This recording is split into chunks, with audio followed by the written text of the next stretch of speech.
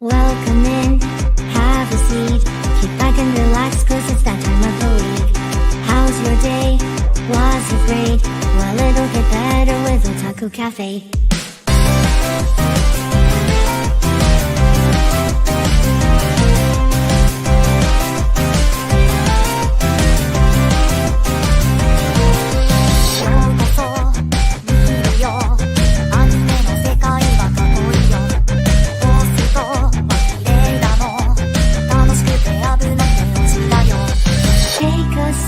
Nostalgia, let the memories bloom. All these stories in my head are gonna make me go boom. Kick back and relax, turn the volume to the max, bob your head until you're dead. Yeah.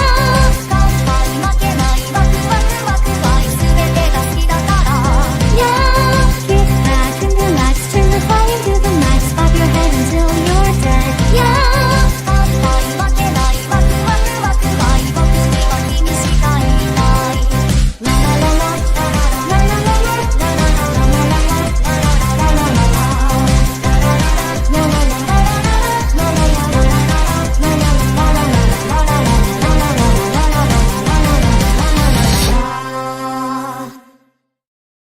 Gokikenyo, Minasama. Welcome to another edition of Otalku Cafe.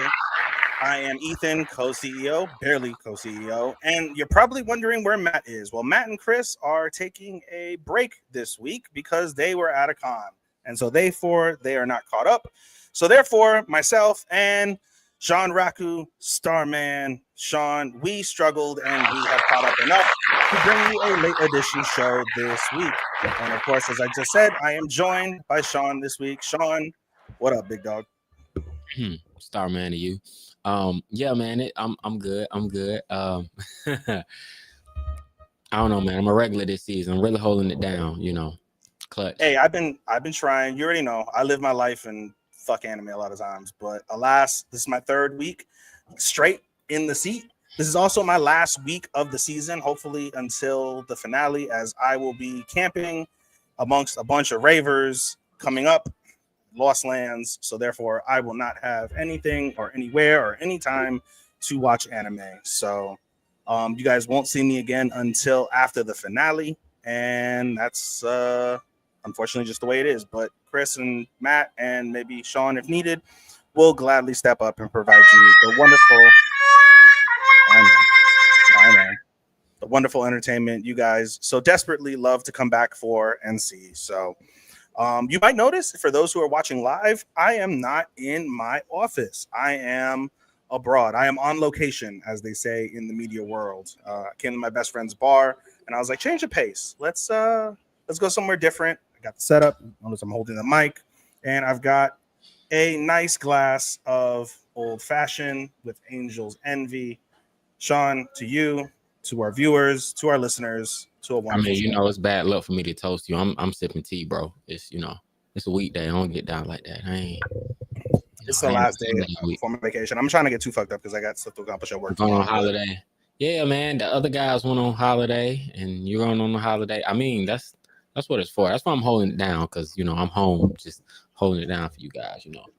Yeah, it's your nice radio voice, just chilling, big chilling. Well. My energy is. I'm at a good pace on energy, but yeah, I'm gonna give you guys the silent, the quiet storm voice tonight. Yeah, bruh. Did you see my picture before I get started with the news? Did you see my picture I sent the group? I think it was last Friday. So my nephew was in town, right? And there was a hentai convention here in Orlando. And he went to the hentai convention, yes. So he went to the hentai convention. And this man comes back. He's like, I got you something. And he gives me like some ecchi like character. She's not nude or anything, but she's playing basketball. She's all flopping around. And I'm like, okay. And then the man proceeds to give me something else along with the picture. He's like, they were handing them out for free. And he was talking shit. He's like, this will fit you. I'm like, of course it would. And this man gave me a fucking rubber butt plug. Boy, I'm about to snort this tea, boy. That's why I said it. Perfect timing, bro. This man proceeded to give me a purple butt plug, dog. And I was like, what the fuck? And I was like, I kept it. Not for myself, but for in the future, depending on who I get with. Listen, Maybe we she don't, may need it. but listen, we don't judge. I mean, we Nah, do brother, nah. judge, but we don't judge publicly. Not for me, big dog. But in any case, all right, guys, let's All go right, ahead and kick this off. We try to make this a short show. As you know, Sean doesn't watch as many shows as me or Matt, and certainly not as many as Chris. So this should be a fairly abbreviated show with some misses that we normally talk about, but a couple additions that we don't normally talk about either. So this should be a gay old time. So with that, let's go ahead and get started with the news. Himekishi wa Babaroi no Yome delays anime to spring 2026. The official website for The Barbarian's Bride television anime announced that Wednesday, the 3rd, that the airing of the show has been postponed from fall to spring of 2026. The production committee cited further improving the quality of the work as the reason why. So, interesting development there. Doesn't seem to be any sort of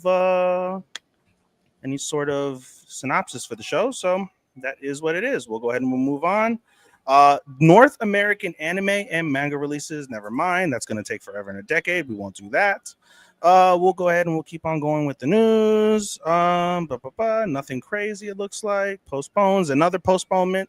The official website of the Tongari Bushi no Atelier, aka the Witch's Hat Atelier, television anime announced that Saturday their broadcast has been postponed from 2025 to 2026.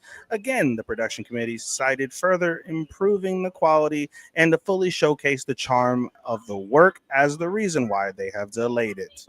So, interesting ideology from the community nowadays. After everything that happened, I guess, with Jujutsu Kaisen, with them not delaying the work and just putting it out there and having a lot of backlash, it seems that a lot of other studios are taking that in consideration when putting out their work. And we've seen several animes of various degrees being delayed, as we see. So, interesting development from that perspective. Yeah, take your time, do it right. Yeah, I mean, that's all you can ask for, I suppose, right? Yeah, take your time, do it right. Do it right the first time. Yeah. Moving on, our next bit of news: Assassination Classroom is coming with a new movie. So that'll be interesting. It will premiere in Japan on March 20th, 2026. The new movie, subtitled Mina no Jikan, will include episodes that were previously not shown in the anime series. The cast members are returning for the television anime, and this marks the 3rd and final installment of the anime's 10th anniversary project. So that's interesting. That's one of those shows I've always wanted to go back and check out, but I did not. And everyone I know who has watched this show has said how like really solid Assassination Classroom is. Oh, you've never seen it? I have never seen it. No, sir, I have not. It's been in my list. I just haven't gotten a chance to, bro. I mean, it's a good watch. You know, that one, Assassination Classroom, is a good watch. Like I think anybody who is a fan, like at some point, should probably check that out. Yeah, I would concur. Okay, moving on. Survey says the next anime is going to be a misanthrope teaches a class for demi-humans. Gets a TV anime in winter 2026. The synopsis: I'm Rei Hitoma, a self-professed misanthrope, thanks to some past trauma. Just when I thought my new teaching job in the mountains would provide a chill, rejuvenating environment, it turns out that this school is actually for demi-humans who want to become full-fledged human beings. There's a mermaid, a werewolf, a rabbit, and a bird, all of whom are my new charges. It's my duty to teach them about humankind, and maybe in the process, I'll learn a few things myself. This isn't an alternate world or a case of reincarnation. It's just a story of a teacher at a somewhat peculiar school and his students who are striving to become human. It's a pass for me, but if you guys like animals, there you go. Just based off the synopsis, it's a pass for you. Yeah. Just based off of that. Okay. I mean, I feel you. Yeah, doesn't pique my interest, brother. Doesn't tickle your fancy. No, not in the least, man. My taint is not tickled. Whoa, pause. All right, moving on. Another one. Looks like Bang Dream is revealing that after their fourth live concert, that a new television anime is coming out. Bang Dream. Bang Dream, yeah. Yume Mita. Okay. Yeah, the anime series is set to premiere in 2026. The anime will focus on the story of Mugendai Mutype Yume Mita, a virtual girls band within the Bang Dream franchise. The band will release their first album, Progress Sign, on Christmas Eve this year. Okay. I've heard a lot about the Bang Dream series. Again, idol anime. I've tried a couple idol anime. Didn't tickle my fancy. Nothing wrong with it, but it didn't get me going. But for those who love idol anime, there you go. Sounds like you guys are gonna have a grand old time watching that. Another new anime, The World's Strongest Rear Guard, Labyrinth Country's Novice Seeker, gets a new anime. Synopsis looks like, when is this going to be debuted? It doesn't say when it's going to be debuted, but synopsis: workaholic assistant Atrobe Arihito falls asleep on his company's bus while on vacation. When he awoke, he learned he had died due to the bus getting into an accident, and that he reincarnated into a world of reincarnators to the Labyrinth Country. To his surprise, he was discovered by his slave driving manager, Igarashi Kyoka, who further explains their role in this world. In Labyrinth Country, reincarnators are expected to choose a job and form parties to fight against monsters in labyrinths. Kyoka had expected Arihito to work with her once again, but he declines due to his knowledge of her demanding nature. As they depart, she vows to make him regret not choosing her, and thus starts Arihito's adventure as the rear guard. I'm not gonna lie, it sounds like a maybe in my world. I don't think I wouldn't rule that out per se. What else do we have here that's worth a damn for mentioning for the news? It doesn't. Looks like I have one final one. Possibly the greatest alchemist of all time. Television series announced that a second season is in production. Looks like this is the first season aired for 12 episodes in winter 2025 on Crunchyroll, and looks like they got renewed for a season 2. So congratulations to greatest alchemist of all time. They get a second season. And with that said, minasan, that is the news. Onegaishimasu. All right, Sean, you have far less for individual animes than I do, so I will let you kick off our show with what you're watching, recaps and thoughts and the such. Man, recaps. Okay. All right.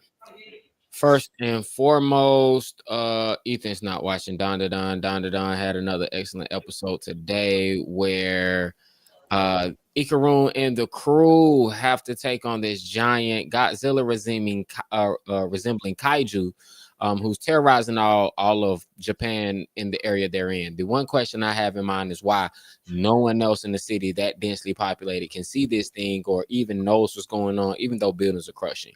I'm not sure. No one really knows. However, we do have the delight of seeing Arya powered up as Silky. We have Ken Okarum doing his thing. We have Momo ISA out there on the job. Also, we have Junjun, who is also known as the Evil Eye. Or will he join in the fight? We don't know. We also have Kinta, the new character who just joined on last week.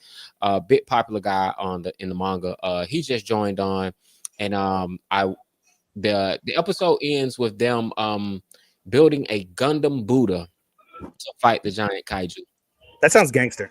Setting up the season finale. I believe this was the penultimate episode. So next week you will get the season 2 finale of Dan Da Dan, whatever you want to call it. Dun. I always gotta say it like fucking what's it called? Like God damn it! I forget their names now. The bands, Creepy Nuts. Yeah, they have a specific way to like dun. So every time I say like dun, I would say like that. Clevatees, which finally started climbing at MAL because y'all finally got some sense, and I guess y'all started watching. It's at 7.8 now. It's It should be cracking the 8 because this is my sleeper of the season. I'm not going to even be shy with that. Clevatees is my sleeper of the whole freaking season. It's the best show nobody was talking about. All right, in the latest episode, Alicia is facing off with Drell again. This is like the third time, but third time's the charm. With that, Glel, who is Clevatees in disguise, is guarding the baby, trying to find out why the king came back with his head cut off, holding it in hand like this is the headless horseman. His plans to sacrifice the baby, and Clevatees is like, all right, shit, let me see where this goes. But in the end, he doesn't allow him to do so. Come to find out, the entire all the events that were taking place in this one kingdom that has magic, is that magic was ancient. They learned that they're not the original civilization that was there. There were humans before them that had magic that fucked the earth up so bad, the world ended and it built a second time. After finding out this information, Clevatees is like, "Fuck y'all, I'm going home. I'm not dealing with this shit. You telling me a book manifested until like some kind of deity, and that's the reason I'm dealing with all this bullshit. That's the reason the king wanted to kill me because a book told him to do it. Bro, I'm out. Fuck you guys. I'm going home. I ain't got time for this shit. He leaves the baby on the floor, which is pretty freaking tragic. While Alicia and Rode, who is also one of the last heroes left, they are outside trying to fight Drell. Drell is possessed with dark ichor by one of the other deadly beasts, which should be on the level with Clevatees himself, but Clevatees has no interest in joining into the fight. But this was a dope episode. Really, just dope episode. Good animation. Alicia, confronts the turmoil of, hey man, this is what I had to do to deal with everyone, to deal with Clevatees. She ends up telling the princess about how she's been on, constantly traveling and just everything she learned. And then the princess learns that her child has been with the hero the whole time and not dead as she feared. This was also the ultimate episode. The finale will air next week. All right. Let me see. All right. You're not watching Tougen, are you? What am I not watching? Tougen Anki. I am. Okay. All right. Well, I'll save that one. All right. What else am I watching solo that Ethan is not watching? I have Sakamoto Days is the last one in this list that we made this afternoon. You're not watching Sakamoto Days? No, sir, I'm not. All right. Oh man. All right. Sakamoto Days as it gets closer and closer to the end. Because Sakamoto Days, its season finale will air this next week also. All right. Sakamoto Days on. Let me just say, this second part, Sakamoto Days, feels like a part 2, not necessarily a season 2, which I think it really is just a part 2, which completes the whole season. I think a lot other anime should follow this model of splitting, not at 2 seasons, but just splitting the season in half. The second half has so far to me eclipsed the first half. What I will say where we are right now is, for whatever reason, Taro Sakamoto and Shin decide that they are going to enroll Shin into a school to become an assassin. This is so they can get close and find out what the JBA is really up to and what is really going on. But in the process of doing so, they meet a lot of different characters. All right. Some of the characters, let me see, some of the characters that they meet. Oh man. Mayafu. Who else? Now. Okay, young girl named Now. She's pretty cool.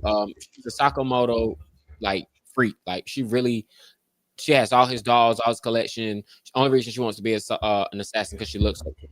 She finds out Shin mirrors a lot of his moves from Sakamoto. She was like, "Oh my god, you're a fan too." She goes from, "Oh my god, you're a fan. We should be besties," to, "Oh my god, you think you like him more than me. I have to kill you," to, "Oh my god, like you should be the president of the fan club because I really do think you love him more than me," and I love that. It's kind of wacky, but the action doesn't slack. It's a lot of action. That's Sakamoto, even though they don't vow to kill anyone, they have gotten really close to people dying. Just because Sakamoto doesn't kill doesn't mean people around him don't die. I think that's where season 2 and season 1 differ. Season 1, no one really meets any consequence. In season 1, part 2, there are consequences. There are some people who got and just never come back. Sounds familiar, don't it?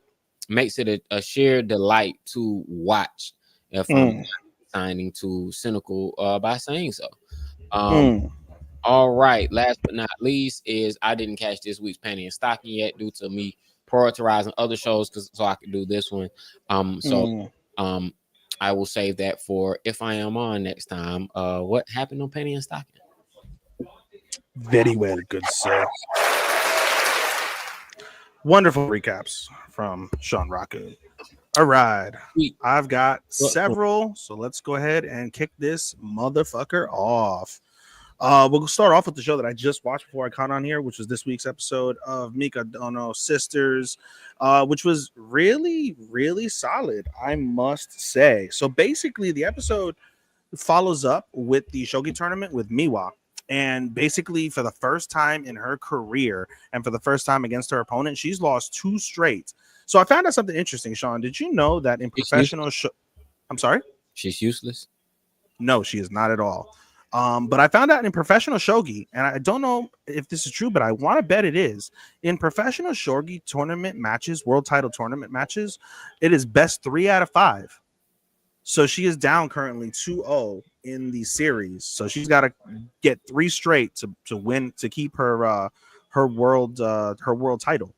And so everyone is shocked. The sisters, everyone, they're all like shocked. And Yu ends up meeting up with her opponent, Yao Tome, I think is her name. And she's talking shit. And Yu is like, I don't give a fuck. Like, I care more about Miwa. And like the fact that you're talking shit tells me like, oh, Miwa's just not doing her best, but she'll do better and she's gonna beat your ass. So he goes home.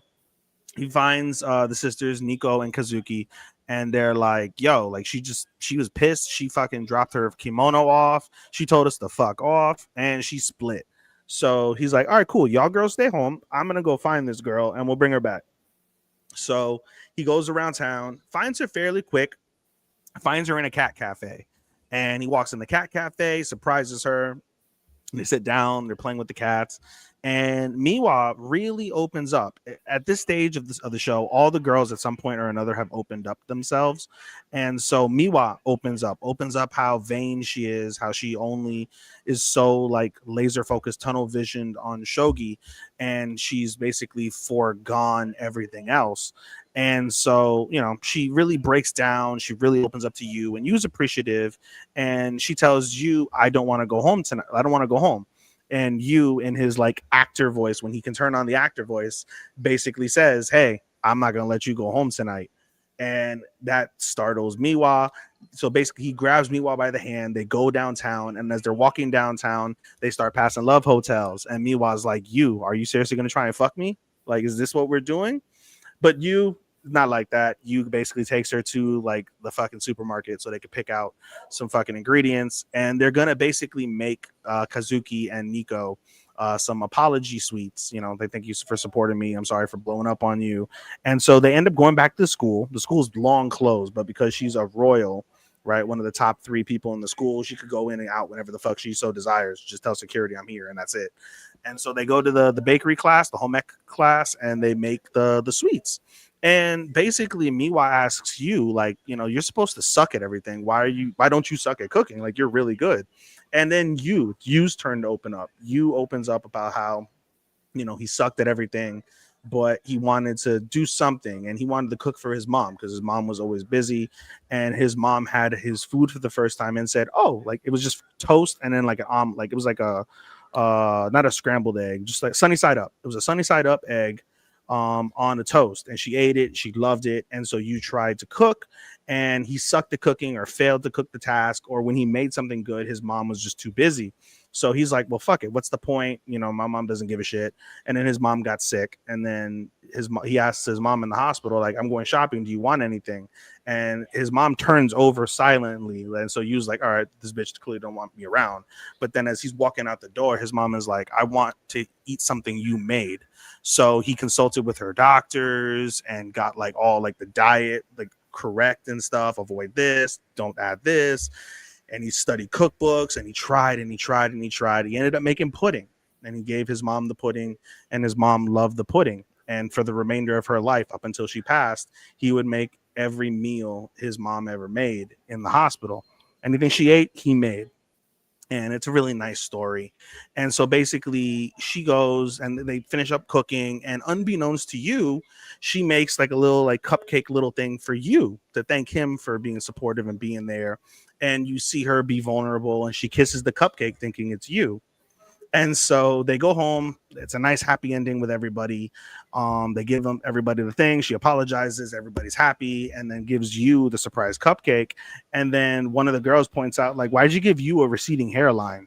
And Yu's like, has my hair always been that thin?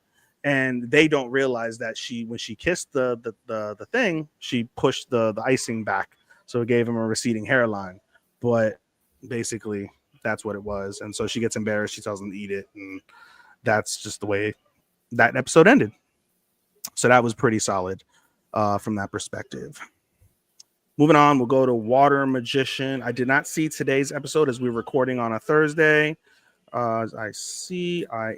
So we'll go over last week's episode of Water Magician. Water Magician last week was pretty solid. If I can find what the fuck I wrote about it, but our group has been fucking up. Sean, have you noticed that our group has been fucking up in terms of trying to like find searches on like the computer specifically?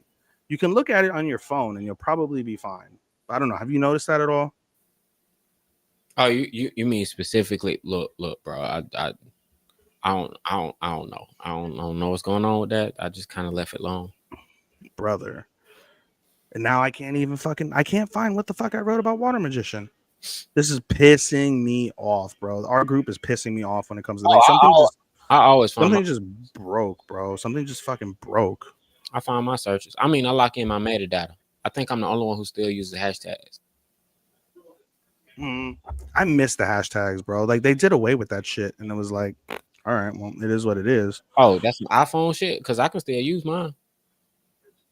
I've never really been able to find it, bro. Realistically, that's wild. It's frustrating. It's frustrating for our group. So for anybody that joins our group that's listening or watching, do know that there are issues with tagging people and finding some of our searches. We'll deal with it as it comes. But in any case, episode 9 was pretty solid for Water Magician. Nils begs Rio to basically accept the D rank request because the request comes from his home village. And so Rio's like, okay, sure, I'll help you out. And so basically, the quest is to get rid of some powerful monsters. They end up going to the village, and they hear from the guild master ahead of time that the last group was unsuccessful because the villagers were unfriendly to them. And they were very curious because Nils in particular was like, the villagers aren't dicks. Like, why were they dicks to this party? So they head to the village. Everyone's happy to see Nils. He's come back. You know, the young whippersnapper has grown up, and now he's an adventurer, and he's got a party, and he's coming to save the day. And they end up talking, and you find out basically that the village has like certain like rules amongst themselves. And like one of those things is to not enter a certain part of the forest because of the fact that it has like their like deity monster protector. And Rio is so silly. Rio is just like, I hope the monster's corrupted so I can fight it and kill it and I can get stronger. Not the fact that this monster is supposed to help the village, but he's like, it's just like every video game, just like every anime I've seen. The monster's corrupt. You have to kill it. And I just want to fight it. I just want to kick its ass. And everyone looks at Rio like, the fuck are you daydreaming about, bro? You thinking about weird shit again? And he's like, no, not at all. And he wants to think about this shit. It's kind of funny from that perspective. But in any case, they basically head to the village. They end up taking out a goblin squad first, really easy with Rio's help. And then after they take out the goblin squad, they end up meeting this deity. And bear in mind, Sean, I don't know how much have you listened much to when I talk about Water Magician? I haven't. Okay, so Water Magician, right? Rio basically when he comes to this world, he's reincarnated into the world. He ends up being trained by, we find out later, is the Spirit King. And as he tells the Spirit King, I'm going on an adventure to help a friend, the Spirit King bestows on him like this like spirit regalia. And multiple people so far in the show have recognized the regalia and be like, okay, Rio's hot shit. Like he's got the regalia on, like he's somebody, right? And so the guardian monster is this giant wolf. It's a fucking humongous wolf. And he sees the regalia and is like, we're something of brothers. If you train under the Spirit King, you can control spirits in any capacity. Like you and I are brothers, dude. So of course I'll help you with whatever. You tell me the word. Like it's an honor to meet you. And Rio's kind of like taken aback, but he doesn't make a big deal of it. And all of his party mates are like, bro, you're hot shit. You really are fucking hot shit. If you've got our deity bowing down to you, like, brother, you're fucking hot. Pause. So basically they take on the second thing. It's like these like skeleton undead things. They take care of that fucker easy too. And basically all's well that kind of ends well from that perspective. The episode does end though quite interestingly, because basically the previous episode, the Guildmaster had told Rio, as a punishment for ignoring our orders in the dungeon battle, you have to, instead of doing a dungeon, because all he does is dungeon quests so he can get stronger and get money. He's like, instead of doing a dungeon quest, you have to do a bodyguard quest. And you're going to bodyguard somebody to like this town. Come to find out at the end of the episode, the town is hosting like this crazy magic tournament. And the Guildmaster sends his friend Abel over to be the representative of the town for the magic tournament. And you see these people fucking like dominating and training for the magic tournament. And they're like, we're going to kick everybody's ass. And of course, if Abel and Rio are going to this tournament, this is going to at some point be a showcase for Rio to just fucking kill everybody and show how amazing he is. Because they basically have him on par with like this legendary fire magician. And he's barely like scratched the surface yet. And he's approaching this fucking guy. So I think if you had the time, Sean, you would have given this show, I think, a solid 7 out of 10. Knowing you, your rating system, and how you like powerful ass fucking like OP characters, I think you would have given the show like a 6.5 to 7. Because Rio, when he's on fire, he's on fucking fire, bro. But like everything else around the show, I will admit, from thinking about it from your perspective, it does lack. It's very blah, very generic. You don't really give a shit about much. You only are watching the show to see how fucking OP Rio is. So maybe you would have dropped it too. I don't know. I'm just saying, I know you like OP ass badass characters, and Rio fits that bill. But you gotta be super OP. But then again, I don't know. Incantationless magic. Fucking like he took out a demon prince in 10 seconds when he almost killed the fucking hero. It's a flavor to it, right? Because you can be like SAO, like you can be OP like that, and it's like, okay, this boy is legit. Like he just legit.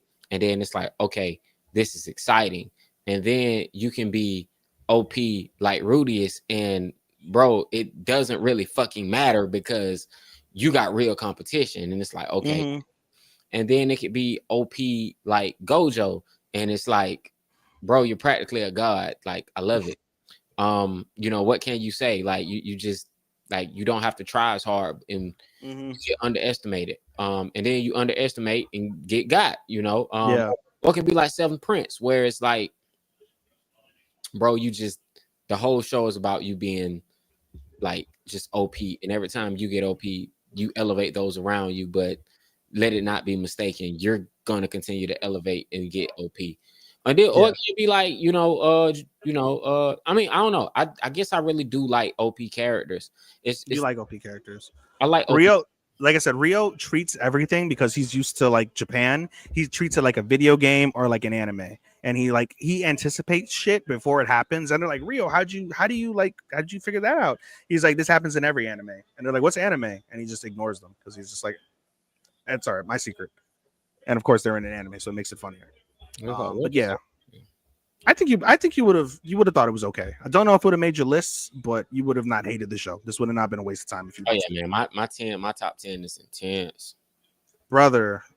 I don't even want to talk about my 13, bro, because this shit is tight. TIGHT ! Tight, brother. Okay, we'll go on with Pockets.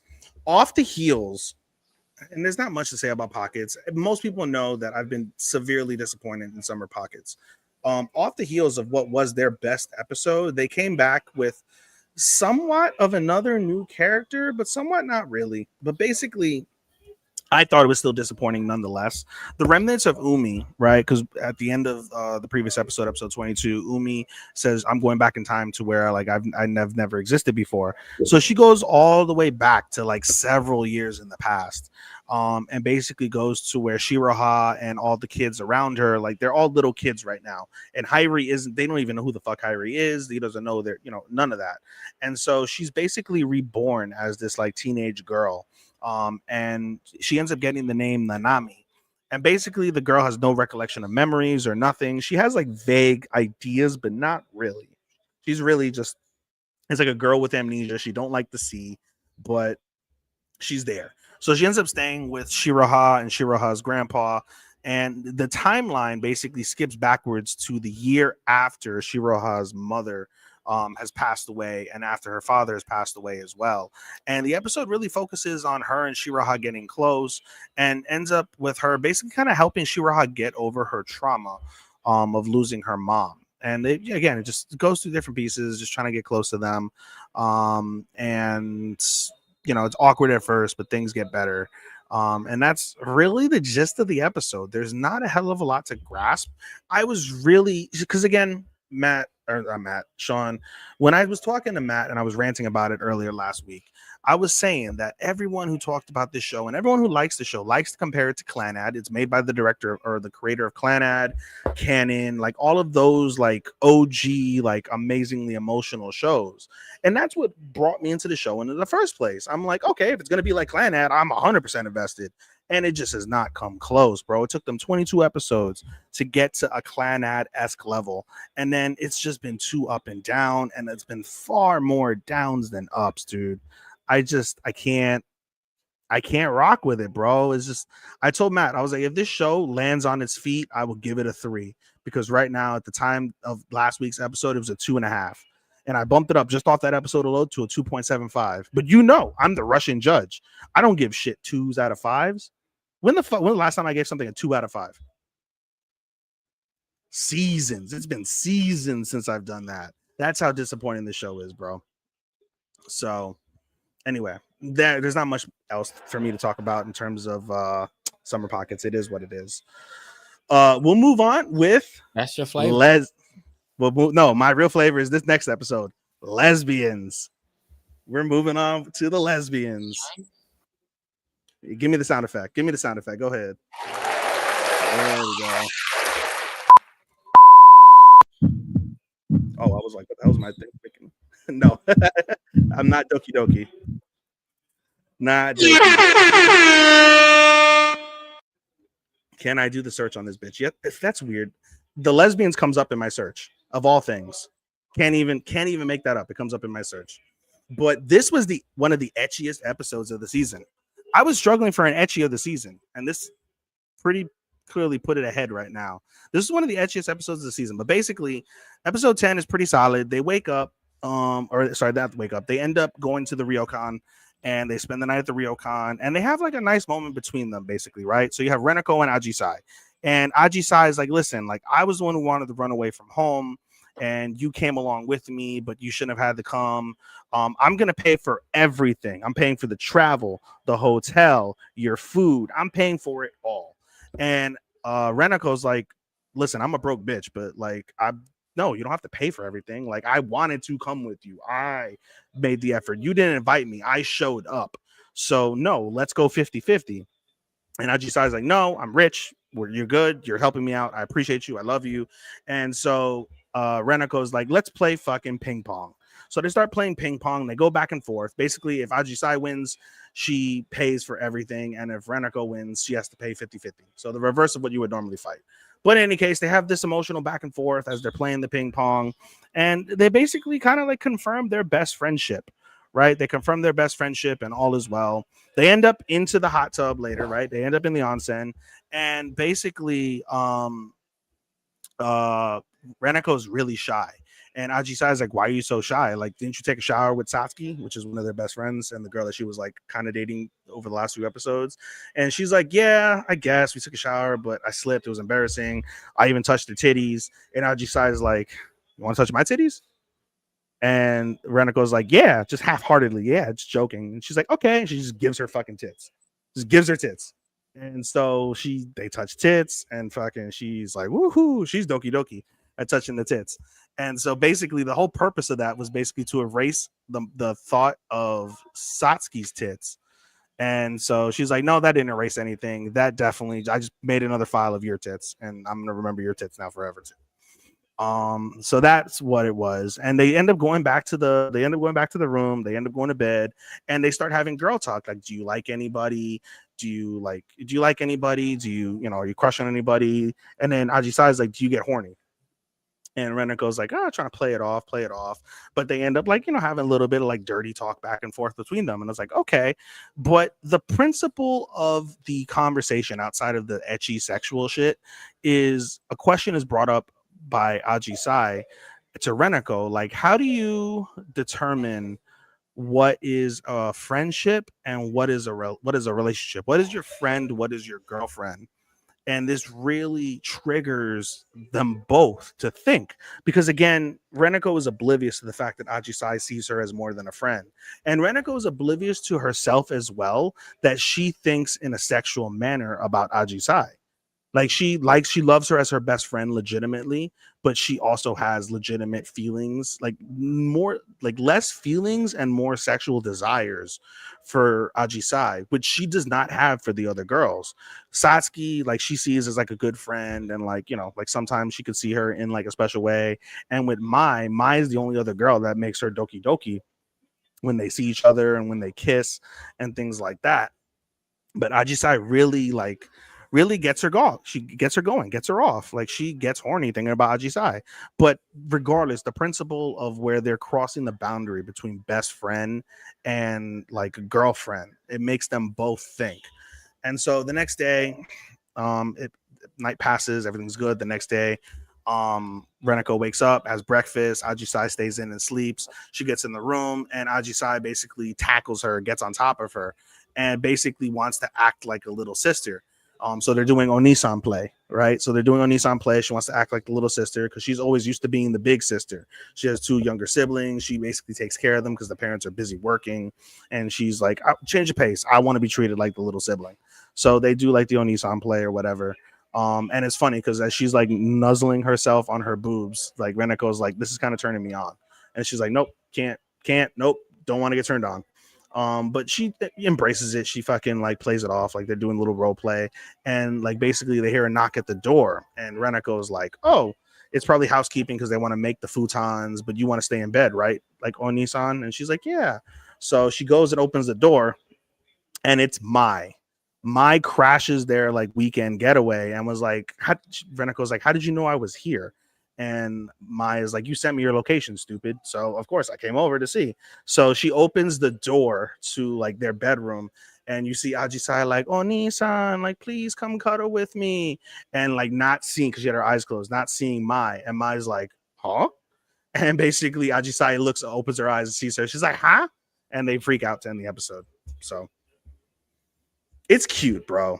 It is cute. This is so fucking cute. The lesbians are cute, bro. Hey, man. They're kawaii as fuck. Legit. It is legit kawaii as shit. Okay. Two more for me. Next one we'll go through is Betrothed.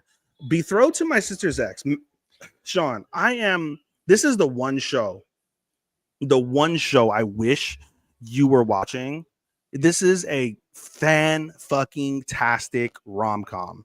This, honest to God, I'll tell you right now, unless Fragrant Flower blows me away, this is gonna be my rom of the season, bro. This is gonna be my rom of the season. And episode 10 was a wonderful climax to like some of the things that they were feeling. Episode 10 of Betrothed basically goes with goes with Marie. Marie is basically pushing ahead. She's really pushing toward the betrothal ceremony. She's learning aristocratic dance and like, you know, like royalty, like all the shit royalty does. And she's pushing herself to the absolute limit. She starts dancing with her fiance, and she's like just weak at the legs, not because she's like hot or turned on or, you know, she finds him like beautiful, but she's exhausted. She is absolutely exhausted. And she's like, her fiance Kiros is like, go rest. You're pushing yourself too hard. And she's like, no. She's being stubborn. She's being so stubborn about it. And so she doesn't rest. And basically, as she again, she's mentally exhausted, she's physically exhausted, and they end up meeting the jewelry maker for her ring, because again, in the previous episode, basically we find out the jewelry maker has an apprentice, and basically Marie puts two and two together, and she bets that the apprentice is her dead sister, who everyone thinks she's dead, but she definitely believes she's not dead. So they meet the apprentice. The apprentice goes on, and at first, when the jewelry maker, at first the jewelry maker starts talking about the apprentice, it doesn't seem like her sister, and that relieves both Kiros and Marie. And then two things he says makes Marie's attitude switch. The first thing is she loves to make men's clothing, right? And that is an automatic trigger to Marie, because Anastasia, her sister, loved doing that in secret, loved to make men's clothing. And the second thing is he ends up quoting a line from their favorite like childhood fable, The Raggedy Cat. And Marie loses her shit. Like, she silently walks out the room and she runs away from the castle for like a day, for like basically the rest of the day. Kiros finally catches up to her. And Sean, I don't know how much you've heard me talk about Betrothed to My Sister's Ex, but it's a show about PTSD. Basically, her parents treat her like, huh? What's the name of it? Betrothed to My Sister's Ex. Betrothed? Betrothed, yeah. Betrothed? That's one of the few words I don't know how to say appropriately. I was like, hold up, betrothed. I was like, what the fuck is like deep throat? My sister's ass. No. No.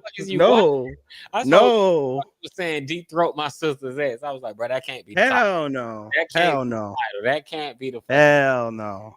No. So it's Betrothed to My Sister's Ex. There you go. The show is about PTSD. It basically, her parents treat her like shit. Like, she's like Cinderella. They treat her like Cinderella. They only love her sister.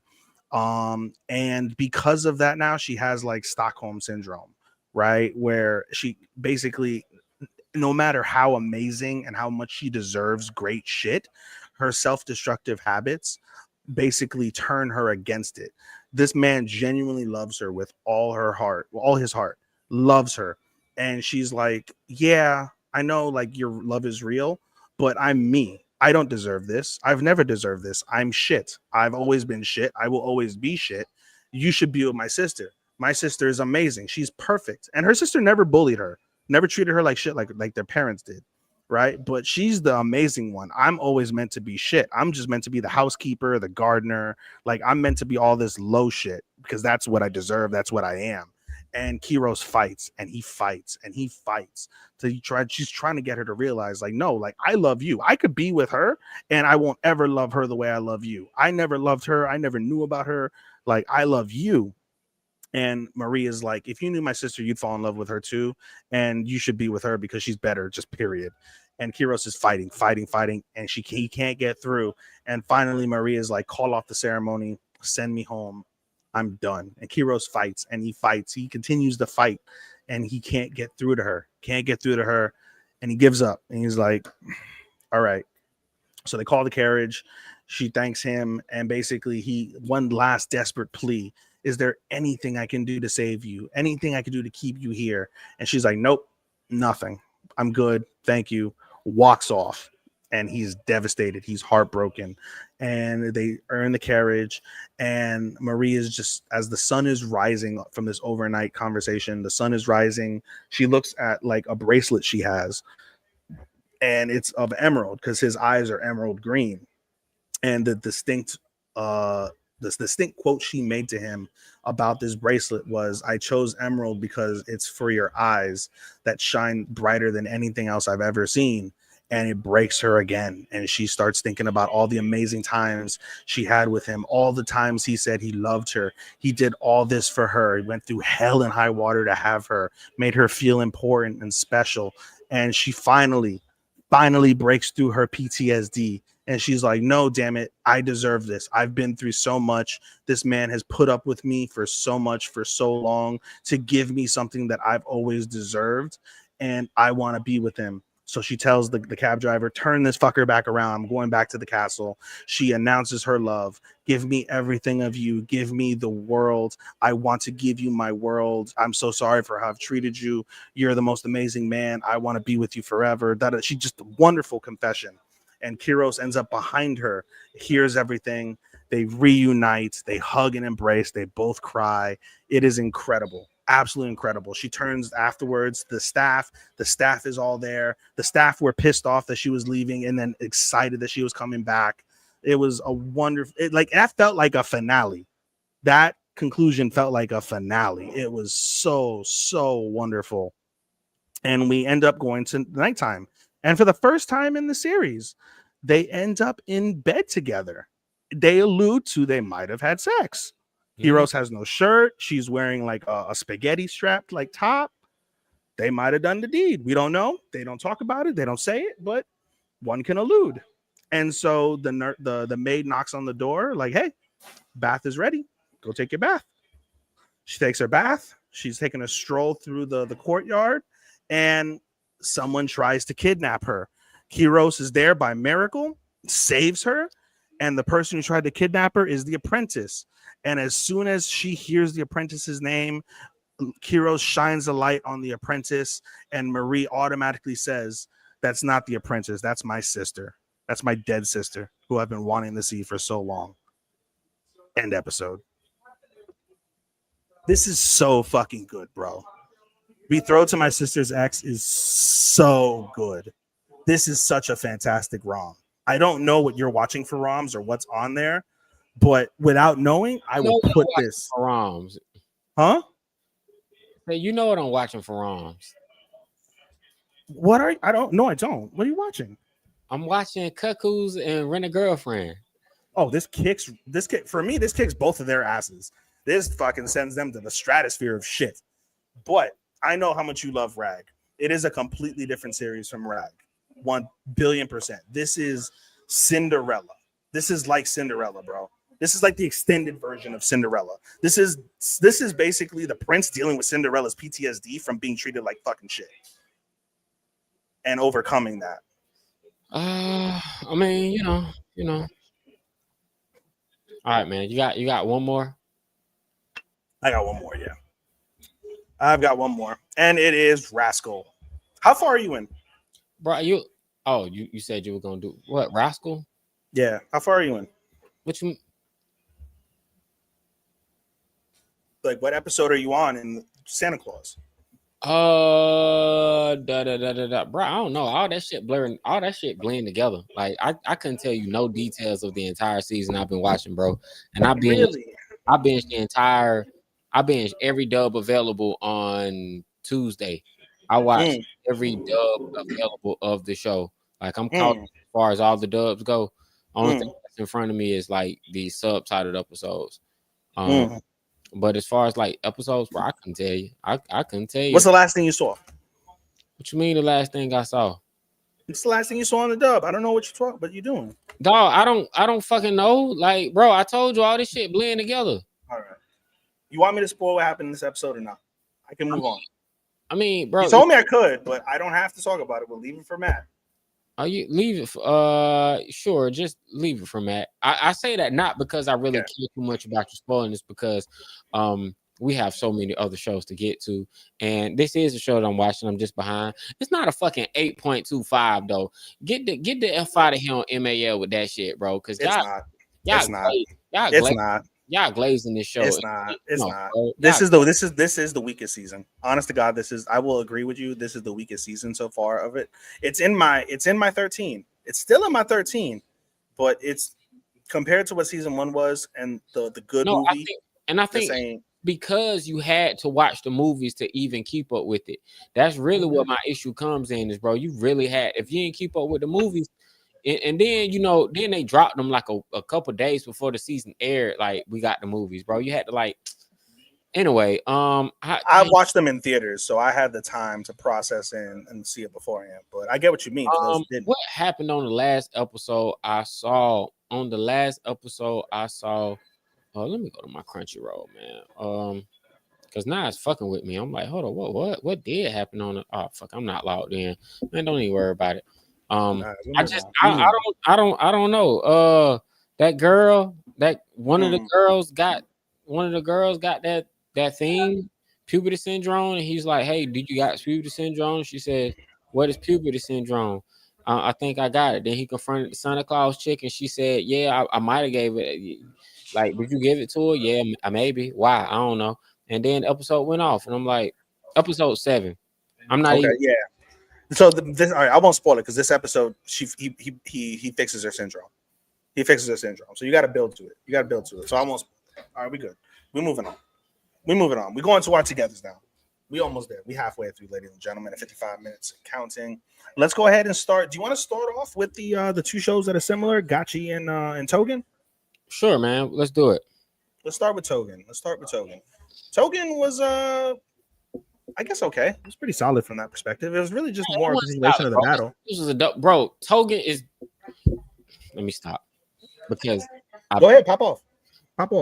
Tougen is like, I keep saying that Gachiakuta, the edge that it has on Tougen is style. It just got more style. It looks better. It's just like character animation. You know what I'm saying? Like character design and the fact that it chose the character as a character, it just got way more style. But if we talking story, bro, it's the same damn show. And me and Chris already established this shit, bro. It kind of is. Show. It's the same. They both follow the same mode sequence of events. But I will say on the latest episode of Tougen Anki, man, Shiki is like, he's not lovable. You don't like him. You really don't care to fuck about him because I don't really care about him. I think that's just how he is. He's like, he's not as rude as Bakugo, but he's not like, he doesn't have this thing about him where you just kind of want to.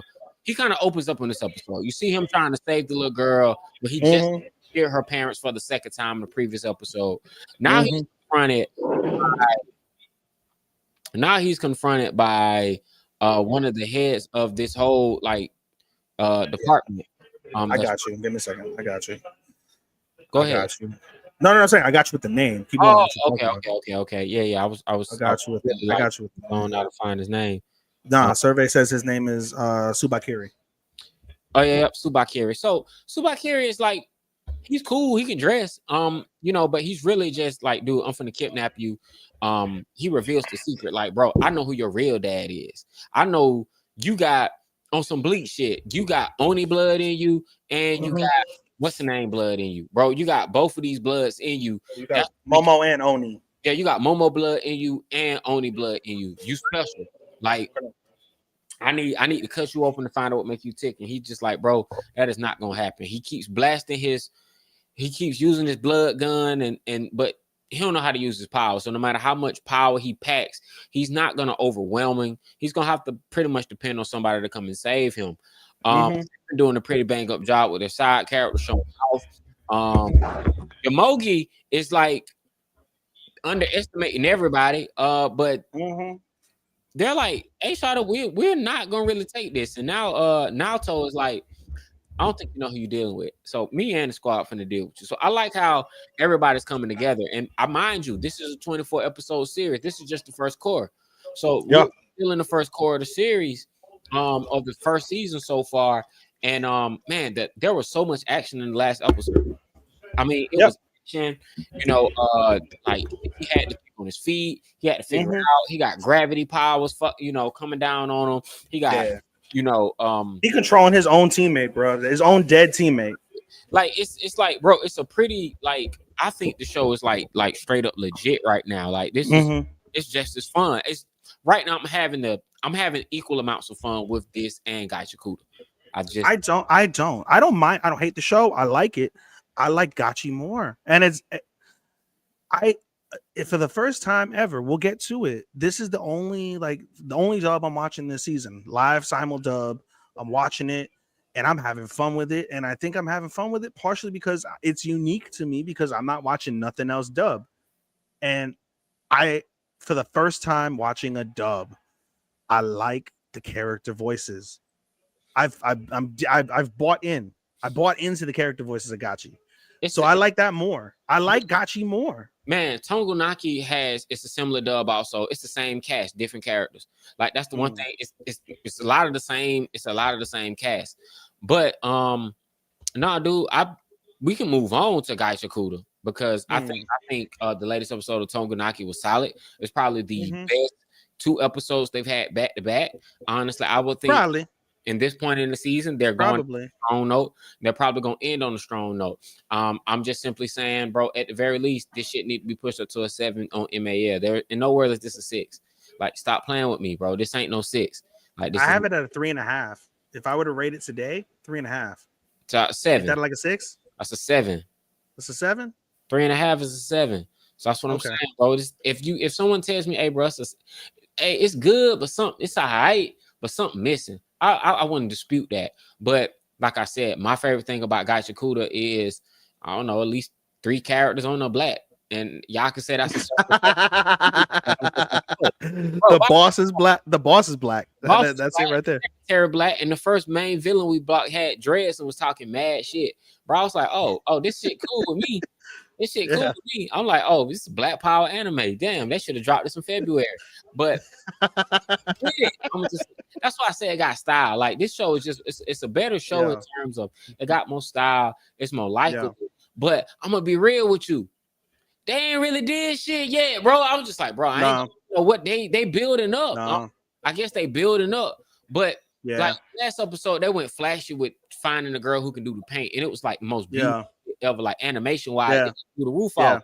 But I'm just like, Tougen Anki's getting to the action. They fighting. I'm talking about Tougen's definitely above in the action. Tougen's above in the action. They literally had like 2 episodes back to back where people were getting shot in the head, people getting stabbed, they're getting cut though off. It's blood everywhere. It's graphic. It's violent. I was like, bro, straight graphic violence, power ups in the middle of the graphics and the violence. And in this, man, Buddy's still washing his hands. You know what I'm saying? Talking about, hey, man. He's got the cute girl though in his bed though. He got old cute girl in the bed though. He just got his new threads. So it's like when this is slow burning. But But I think it's the animation and the style of the show and the characters that's putting it over the top. But action wise, bro, ain't nothing really happened.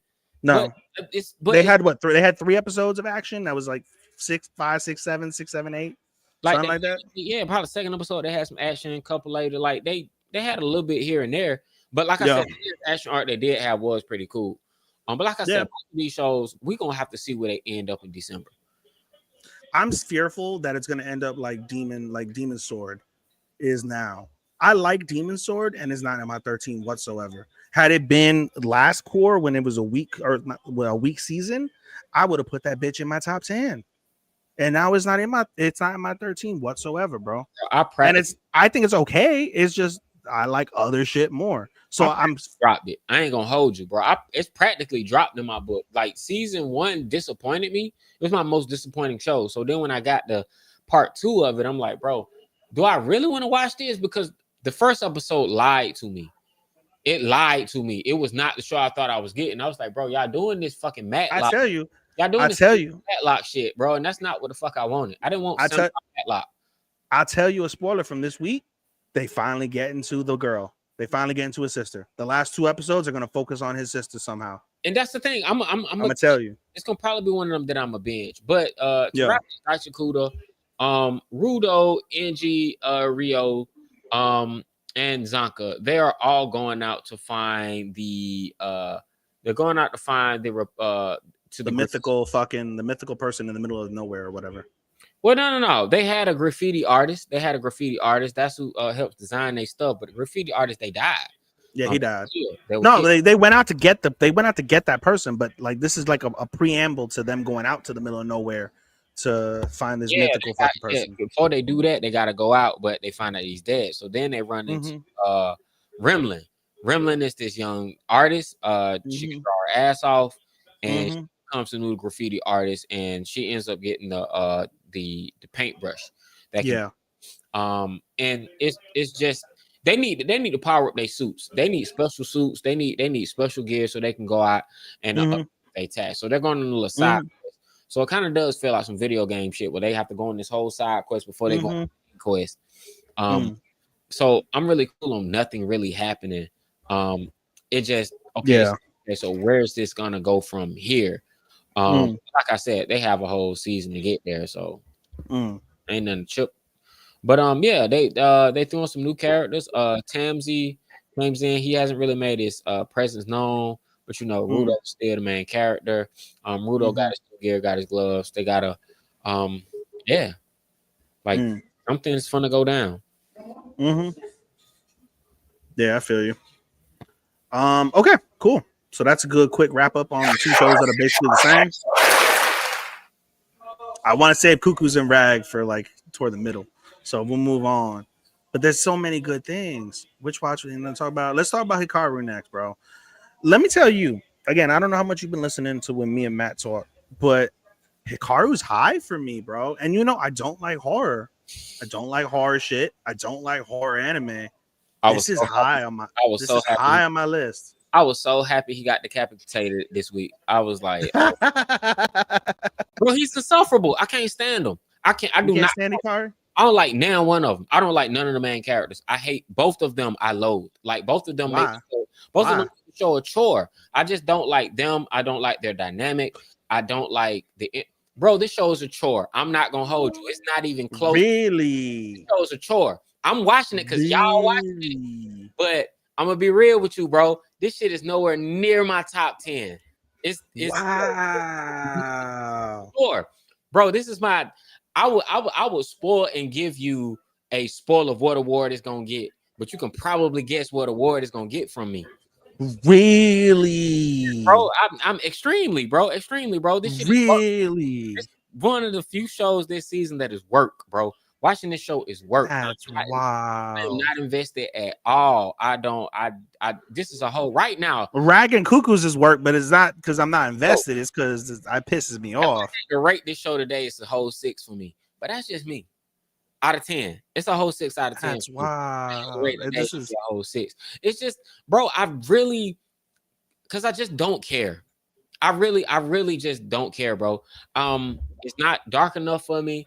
I don't really know what's going on, even though I watch every episode. There is nothing scary or spooky that's happening. Like Hikaru just kind of weirds me out, and Yoshiki is just like I don't know. I think the moment when Asako was like, that motherfucker right there is not real. When she did that, in the middle of the alley and she lived. Oh my god, I'm good, bro. Like when she my god, I was just like, oh, so he ain't finna go to sleep and that little demon inside him is just gonna feed and kill and terrorize from the people. This is a story about a demon from the forest that wants to become human, who wants the human experience, and his friend that really loves him and cares about him as his friend, and really just is like, you may not be my friend, but you look like my friend, and now we are friends. So I wanna find out what you are. Who are you? What are you? I want to be there for you, and we want to. So they're going on this journey after he tried to kill him. After he tried to kill him a couple weeks, like literally a week ago, tried to kill him. Which that was the best episode of the season. When he set them all up. Then he lost his nerve and was like, bro, that knife wasn't gonna kill me, no way. And then, so they go to this lady in the woods, and this lady's like, I know exactly what you are. And it's like all these people that know. And then finally we get the detective who's been following this thing the whole time. He's coming up. So when they go to that was really ingenious, by the way, that he used the curse to fucking figure who the fuck they were. I was like, wow, that's pretty fucking ingenious. it's like it's so much things going on, but I think it's one of those shows I probably would prefer.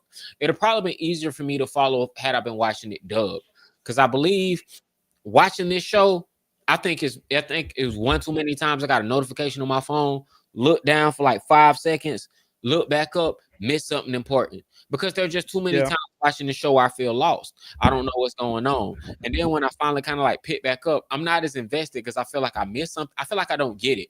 Like I get to the end of the episode and I'll be like, bro, I just don't get it. Like I'm never pulled in, I'm never immersed in the tone that the show is trying to give off. So at a certain point, it's like, yeah, you tell me this is a horror show, but this show it feels like work. So I guess it's easier for me because, like I said, I don't watch shit like this. I don't normally enjoy shit like this, so I'm at the edge of my seat, which is why I'm able to pay attention and understand things. That's got to be the only reason why. yeah, I think I'm the outlier. This is not one of those things where I say A lot of people, I haven't heard much negative at all about the show. yeah, Everyone, this is like up there for adaptation of the season for many people. for many people, Honestly. like I've seen people rave and revere this show, and I'll get killed online when I sit down with a straight full face with my ancestors on my shoulders and tell you, bro, I'm enjoying Rent a Girlfriend far more than this show. And then look at me like, bro, I can't trust your anime opinion with something like that. Bro, all those years of weed, bro, got your head fucked up. I mean, no, I'm just not having a good time. I'm not trying to diminish the experiences others are having with the show. I'm just saying for me, I'm just not gonna hold you, bro. I ain't gonna hold you, bro. This show is not cracking. It's not even cracking my honorable mentions, bro. Like That's wild. It's not, bro. That's so crazy, bro. Right now, like you will know it, and whoever watched this episode will know it. But it's like You putting Cuckoos over this? Yeah. Get the fuck out of here. Yeah. Get the fuck out of here. That's crazy. I'm not. It's not the animation. It's not the effort. It's. I can't even really compare the two. I just, on my scale, look, Cuckoo doesn't even have a rating yet. Who knows if it'll even get one? Rag and Cuckoos get bare threes. I can tell you right now, bare threes. Rag is cracking my top 10. That's solidified. That was given. That was given from the jump. Yeah, Rag would have to shit on everything that you love for it to never make your 10. Rag as soon as Rag comes out, we know it's in your 10. We know it's in your 10. I was hoping they would follow up on last season. We might as well. Since we're talking about Rag, fuck it. Let's go into it. Let's go into Rag. Because I mean the other shows that we have left are fucking bangers anyway. Let's go into Rag and Cuckoos. Let's go into motherfucking Rag and Cuckoos. Rag did, bro. My God. Bro, I'm gonna tell you to your face. Since we face to face now. Let's talk. Let's talk, bro. I get so god dang frustrated with fucking Rag, bro. It drives me up a fucking wall. I literally am like, every time I watch this show for some bullshit or another. This week was mommy's turn to finally go from like, oh, maybe she's got some sense to fuck that bitch again. That bitch should have. No, let me not say what I was gonna say. I think you knew what I was gonna say. Let me not say that. But I don't understand it. I don't understand why they're both hesitant. I don't understand any of the concept of this shit. Like the emotional immaturity of every character in this show, except for Sumi, because she's perfect. Sumi's perfect. But outside of that, in the season. She's not even in the fucking season. You right. Season. Yamura is not even in the season. Yamura's made one cameo. An episode like one. No, see, I will say I have not a fan with the past couple episodes how they really been spoon feeding everything and they're really just going in a circle. Nothing's really happening. They're just going in. This whole fucking show is a circle, bro. Yeah, I mean, it is in essence. Last couple episodes, especially, everything is going into a circle. But I will say with what is going on with what we currently are is Kazuya and Chizuru have a thing going on. They are made for each other. In the last episode before this one, Kazuya's mom comes to her and says, "Man, my mother-in-law kind of runs the family. Like she runs the family. Like, and I know what I got into, but when we went on dates, she was there every 3 dates. She'd come and she'd be like, "Hey, like we're a family with class and we're a family with money." We come from old money. But we've been selling sake since the Edo period. Like, we got money. Like, we ain't some new age people coming up. She was like, so, like, I need to know if you really fucking with my son. So she was like, she gets it. But at the same time, she was like, it hurt when, you know, she came to me and she was like, yo, that ring my son gave you, he could buy you a new one. He got money, but I need that one specifically back. So she gave it back. Why she didn't get another one after that, I don't know. Grandma asked for it back. She got it back. What is grandma gonna do with this ring? She was like, man, my son is dating my late best friend's daughter, and she is perfect for him. She is perfect for him. Like, I adore her. I know this real. I think grandma knows, bro. That's my prediction. Grandma know. Grandma knows. She ain't stupid. Grandma know this shit. I'm gonna tell you. I'm gonna give you a spoiler. No. As of right now, as of right now, as we stand in the series, she does not know. I'll spoil that. She does not know right now. Not to. You just killed my whole vibe. I asked you not to tell me nothing, brother. I wasn't gonna lead you on to false information. Bro, I kind of wanted to just lean into it because I had a whole shtick, a whole spiel, but now you done killed my whole spiel, telling me somebody. Did I? Yeah, bro. You so passionate about it. Go ahead. It's your time. I mean, it's your time, superstar. Bro, go ahead. There's no point. Like, bro, like I respectfully was like, bro, don't do it. Nothing. Anyway, yeah, bro, that shit just kind of took all the wins out of my sail. So, yeah, bro. Next, bro. I don't. We're talking one-on-one. We don't have time restrictions because we got a short show this week. Why do you love this fucking show so much, bro? We're not even done yet. What I like, we're not gonna be done no time soon either. I mean, bro, why I like the show so much is like, I think it's because it's that thing toxic boyfriends do to their girlfriends when they're really, really nice to them, and then they're assholes. And then she gets so used to him being like nice to him, he's an asshole. She's like, what the fuck, you an asshole? And then he gets nice again. It's like the hot and cold, and it kind of just pull you along. Then just when you say you about to leave and you ain't done with it, like, you get convinced. It does that. Like, it's just purely psychological why it pulls and pulls, because they spoon feed you. They spoon feed you just enough drama and just enough at one time. So when they go and start giving you less and less food, and you feel like, all right, bro, I gotta go somewhere else, they'll end up giving you a whole plate, and you'll be like, all right, well, I guess this ain't so bad. Like, damn, bro, this shit good. It's kind of like how season 3 was, bro. When I get season 3 or 4 out of 5. And then they put it like number 7 on my list. They do it like last season, where last season they completely shifted the entire emotional tone, and it was the best season they ever did. And then, to me, and then when you get to this season, it seems as though the main character didn't even keep up the consistency. It's just like the he reverted. He's back to season 1.5. It's back to the same self-depravity that he had, where he can't even. He's too shy to shoot his shot, even though he's never been closer to hitting this thing more than he's ever been. And brother, he's like 3 feet from the fucking target. You can't miss it. What makes it good is they removed mommy from the show for 2 seasons, and they brought her in here just so she can create like calamity. So when she comes in and just like, oh no, bro, I'm gonna expose y'all. You end up rooting for her because you're like, yes, man, expose this shit because I'm tired of this charade, bro. Expose it. So you get to rooting for her to expose it. And then you feel bad for Ruka. So when Ruka starts being the voice of reason, and you see her start to waver of like, maybe I should trust. You don't want nobody trusting mommy, but at the same time, you feel like, okay, she's out of pocket, but she has a point. Like, bro, y'all really lying to everybody. Y'all need to come clean. The only issue is you look at mommy and being like, bitch, why do you care? Like, why do you care? Like, move on. Like, this ain't got nothing to do with you. Why do you care?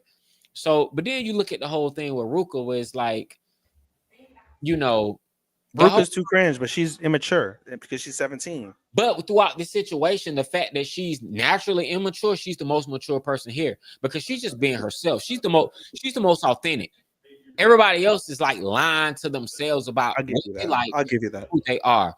Ruka's the only person not fucking lying. That's why Ruka's so refreshing. She does. She's lying to keep up their charade too. No. She's caught in the charade, but she was like, you know what? I'm not gonna make life more difficult from Kazuya because I really like him. I'm not gonna just make his life shit. But she's the only one honest to him about her feelings.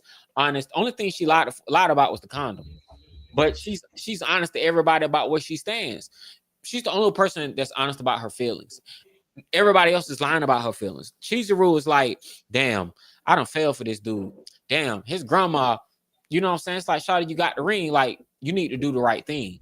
You need to do the right thing and come clean. Kazuya is, if it was Sumi, he'd do the right thing. He can't do the right thing for nobody else because, like I said, he turns. You don't see Sumi as a woman like that, though. He protects her. He sees her as someone he has to protect. So he mans up for her. For Chizuru, he simps. He simps for her because that's who he likes. But Faruka, he really just an asshole. He's an asshole. You know what I'm saying? He really is like a whole asshole to her. He's like a whole fucking Japanese Scott Pilgrim. So it's like for real, he's just a Japanese Scott Pilgrim.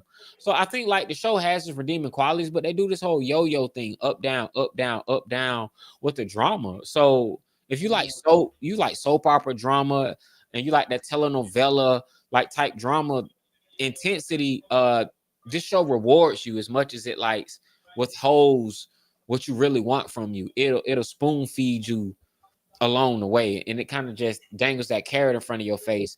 But the difference is you get to nibble the carrot sometimes. So that's why you kind of stick around with the show. Because they dangle the carrot and you get to nibble it. Hardly, brother. Hardly. But it's fun. It's just, I don't know, man. I feel like it's not fun. This hurts. This is such work. This is such work to watch this show.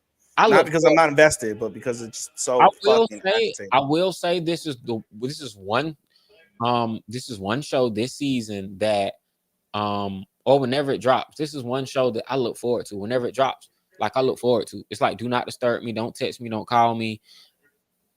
I gotta watch it. Not like, for me, brother. Just invest. Not from me, brother.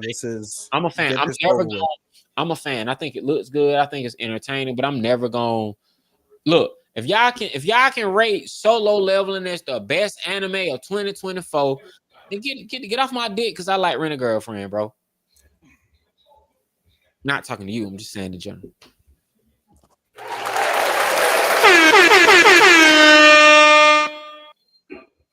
Those sounds are the personal opinion of Sean and do not reflect the entire Otalku Cafe staff. Please keep that in mind as you form your opinions through that tirade. All right, Cuckoos. You saw this week's, right? Yeah, I did. I don't care. Wrap this shit up. Sachi is the worst character. Sachi is like below Mami. In terms of worst characters between the two shows, there's Mami is the worst, and then like Sachi under her. I'm not gonna say that because Sachi is cute. Sachi is adorable, but Sachi blew me last week when they did the fake wedding thing, and it's just like I kissed my brother for real. And then like you once you find out that y'all weren't related by blood, you were like, oh, he's just a childhood friend. He is not my brother no more. And that is vociferous like behavior. Like that is just vociferous. Like that is diabolical. That is incestual diabolical. Like Oni-chan went to childhood friend from Big Brother. Yeah, off of the string. And everybody co-signs it. But you already know, like everybody, all the like the whole thing is predicated on everybody knows about it. And yeah, bro, like it's I don't know, man. It's every week the same damn thing. He spends time with one of the four girls. He's not gonna pick one of the four. He doesn't have to pick one of the four. He's still in high school. He's still young. He's not growing up. There are no entrance exams. There's no external threat or crisis that is he's not galvanized to pick any of the girls. There's no reason to. There's nothing serious has happened. There is no deadline. There is no this girl is moving away or we're getting older. We're about to go to this college. Girl's sick. This girl's not. Yeah. They don't play on there up until we got this upcoming school festival coming up, bro. They never even really played on the fact that they're in school. Mm-hmm. They live. Everybody lives with each other. he ends up getting approved by the dad to date Sagawa. You know, it's just one of those things where he has all these girls that like him. You know, the girl who's betrayed him, she understands him the most. She's gonna be the most patient. She's the one who's like, look, I will. She was like, she can't own up to how she feel. Only reason she's pushed to kind of like him is because her sister, who's also her betrothed's adopted sister, who is her sister, who is his adopted sister. Fucking God, put the moves on him, and she's like, "Yeah, you're the actual competition." Everybody recognizes Sachi as the actual competition. And at least Erica got ahead this week with the whole episode where they end up having to pick the partners, and you go back, you see their mom and dad, how they got together basically, and all that shit. I thought it was a nice episode. I don't care about the romance at all. I like how they brought another guy into the show. I thought that was pretty cool. How they brought him back. He was there before briefly. Yeah, briefly, but I like the fact that, you know, because to me, this is one of those shows. I feel like if what would have made this show even better is if the whole time this was going on, he had a childhood friend or a homeboy who was like, since you're in love with her, is it cool if I talk to her? Yeah, bro, go ahead. And then he started getting in his feelings about it. I feel like this is one of those shows where too many shows have just one protagonist and too many women, and they don't share it with their best friend. And I feel like that dynamic would really, it's just too many shows where they're almost a harem. We're practically a harem where it's just one guy, one lucky. What was that show that we just saw where like, Blue Box, where homeboy offers like the critique, like he has no homeboy that offers him genuine critiques or opinions that help shape where he's going with the show, that force him to like come to ultimatums. But like, even then, it was like that one was cheaper because it was like you like, my issue with Blue Box was Rashada never had a chance, and you knew she never had a chance. And they even dangled the carrot to make him think he thought about it, but ultimately he's like, bro, his mind been made up. And I feel like that's where Cuckoos is going. It's like, bro, he's already been made his mind up. Sagawa was the one he want. That's the girl he want. He done made up her mind about her. If it don't, he ain't gonna win though. Sagawa's not winning. Sagawa will not win. I don't know. I don't know no spoilers, but I don't think she wins. Because it's Erica. Because she is not gonna choose him. She's not gonna win, not because he's not gonna choose her. It's just because she's gonna be like, bro, be real. The girl that you wanted this whole time, that you really been in your heart, who's the one for you? Sachi. Sachi wins, bro. At the end of the day, Sachi will not win. I do not think she wins, bro. I pray to the Lord above she do not win. Who is his first kid? I pray. Sachi. I rest my. It don't matter. Your first kiss was with a random bitch. You ain't with her. This ain't anime though. There is still some semblance of real life romance in anime. You know that, bro. It's not all fairy tales and lovey-dovey shit like to that degree. Sachi's the cutest one anyway. Sachi wins. She's the brattiest, fucking most annoying one. But Sachi wins. This week she put up a pout like, next year I'm gonna team with Oni. Bitch, if you don't get your fucking 13-year-old hormonal ass into your fucking room and study. Well, we're gonna see. We're gonna see. But man, wrap this up, bro. I get this show one more season before I'm just disinterested, because this season, bro. I don't know. I don't know. I'm done talking about it. I'm gonna go with that motherfucker. I'm gonna go with that motherfucker. 30 minutes left. Let's move on. What we got? We got 45. We got 45 minutes left. Let's go. We got some time. Brother. What else we got? Beep, beep, beep, bop, boom, boom, boom, boom. Caller Stone, you pick. Don't matter. You go, brother. You the guest. What you want to talk about? Caller Stone. Bro, they both great. Let's go with Stone. Let's go with Stone. Let's go with Stone. Off the heels of what was the best episode that they've ever come out with, and one of the best episodes of the season in any anime. We get the ending result. See, Senku gets shot again. Hold on. We got to back up to last week because I went. Yeah, go ahead. No, man. See, to all the people who I gotta turn my mic up for this one. I gotta turn my mic up for this one, man. I gotta Turn me up in the headphones. Turn me up in the headphones. crank up a little bit for this one. Man, to all y'all who dropped Dr. Stone, for all y'all who sat up there and said you could not suspend your disbelief watching Dr. Stone because they were just building shit, I was just like, bro, it's anime, bro. Like they got a midget troll, like dwarf guy who is like building super mega shit. Like, stop. This is super supreme science fiction. Anyway, back to Dr. Stone. Bro, Stanley's an asshole. No, to the umpteenth degree. No, Stanley is Stanley seems like the type to go into the village in Afghanistan and shoot the little kids. Since he done shot fucking Suika anyway. No, Stanley is a white American with a gun. Like, that's a touchy subject this week. That's a touchy subject this week here in America, brother. But Stanley is full American energy, bro. Like, Stanley is full on America. Like, straight up, like soldier, one track minded. Like, no, bro. Stanley is like they stole his boyfriend.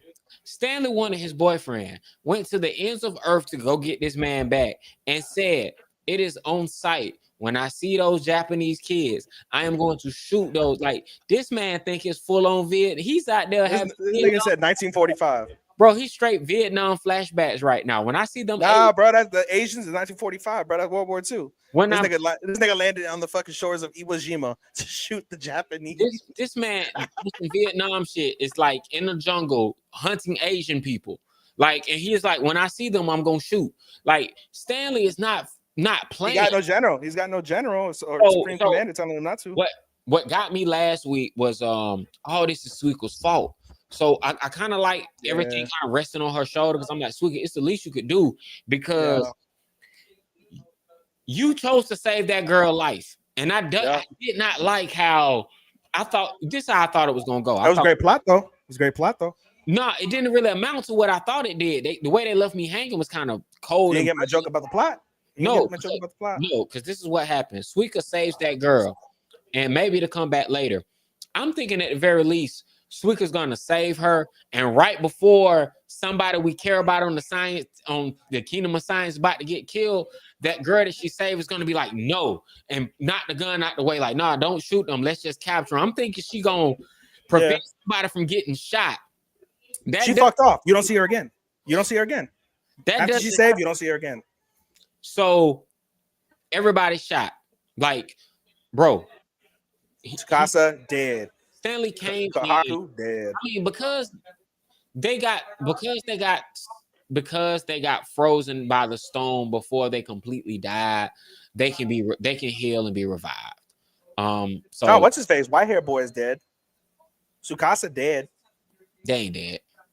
They probably won't be because that's not how the show goes. Yeah, especially when they revive Tsukasa. Tsukasa was dead, and they stoned him, and then he fucking came back alive. While you with the fluid, you gonna probably come back. You know what? The only reason I kind of suspect that is because they went too far. Too many people got shot. If it would have just been, bro, this is how it was supposed to go. The only people who were supposed to get shot were Kohaku, Tsukasa, and what's his name with the mask? I want to say Shin, but it's not. I don't think his name is Shin. Give me a second. Dr. Stone. Core 2. Survey says this motherfucker's name is Yoga. Yoga. All right, Yoga. Only them three were supposed to die. If only them three died, and then we get the rest of them, I guess, get shot but survive, but just don't die. But it's just complete chaos. I feel like everything ends kind of a little better. It kind of gives like, oh shit, bro, this might be real. But no, bro, no, got shot again, bro. Shinko got shot again. What's his face? The marine driver, he got shot. Only people what's his face? Kaiju got blown up. Kaiju got blown up. Okay, Taiju is not coming back. Like, I'm sorry. Like, being frozen is not gonna say it. Taiju stepped on a grenade, bro. Kaiju, no, he dove on a grenade in the most noble shit you can do to like save somebody. He dives on a grenade. He's not coming back. I bet you he does. Nah, he's not coming back. Does it lose points if he come back? Let me see. I think who is alive? Carlos is alive. Max is alive. Suika is alive. Gen is barely alive. Gen got shot, but Francois is get alive. Yeah. Shoot.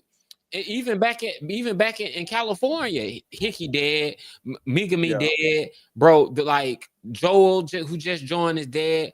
Kisaki, he's alive. We didn't see him get like shot the hell up. Kenro, we saw him get shot. Magma got shot. Karasume got shot. Masakaze Genro's alive. Hamura Masakaze got shot. Mozu got shot. Ruri got shot. Ikkyo, he's alive. Our Archer boy. Tsukasa, I think Tsukasa lives. I need Tsukasa to stab Stanley, bro. I need Stanley. Somebody, they gotta get their get back. Stanley needs to die. Nah, Stanley's still alive, but no, he needs to die. That's what I said. No, I won't be satisfied. Like whenever they come back and everybody gets unstoned, bro, I need Kyoga to come back and shatter his statue. I need Dr. Zeno to be like, you shattered his statue. What the fuck? Like, yeah, bro, we ain't playing with you. You like, yeah, his best friend got. Yeah, bro. Like, no, bro. Like, I'm sorry, bro. It's Taiju. But then it don't matter. It don't matter if you shattered the statue, because then you're gonna have Vizuria fucking put it back together meticulously, one fragment by fragment by fragment by fragment by fragment. Think about that though. I like who killed her boyfriend before he could confess his love to her? Stanley. The Americans. So you really want me to put Stanley back together after what he did?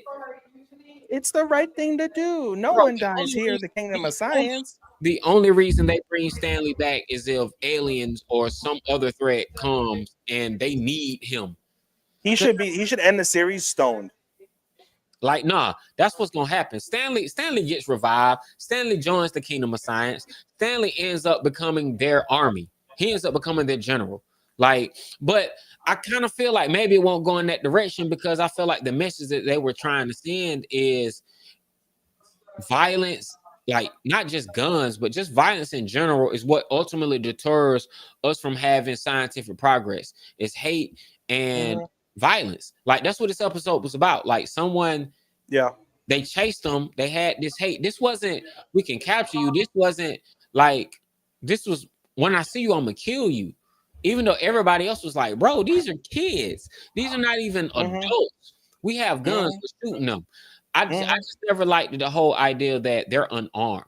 I didn't like this whole peaceful hands up, don't shoot us type of thing. But that's the Japanese, bro. Like, the Japanese, there's like what, 10% of the population of Japan owns guns, versus in America where like 70% some shit owns guns. There are more guns than people in America. Let's say that. You're probably right. But no, that's a fact. Like, but this past episode, like you said, man, Suika, everybody gets shot. Suika gets shot up, but she survives. She doesn't get shot. She gets shot at. It takes her like a year to get revived. Bro, I think at least 10 years passed. You think? Hell yeah, but did you see all them vines and trees that grew? They don't grow like that in just one season. Yeah, that's true. Touché. Bro, like, I think actual years have passed.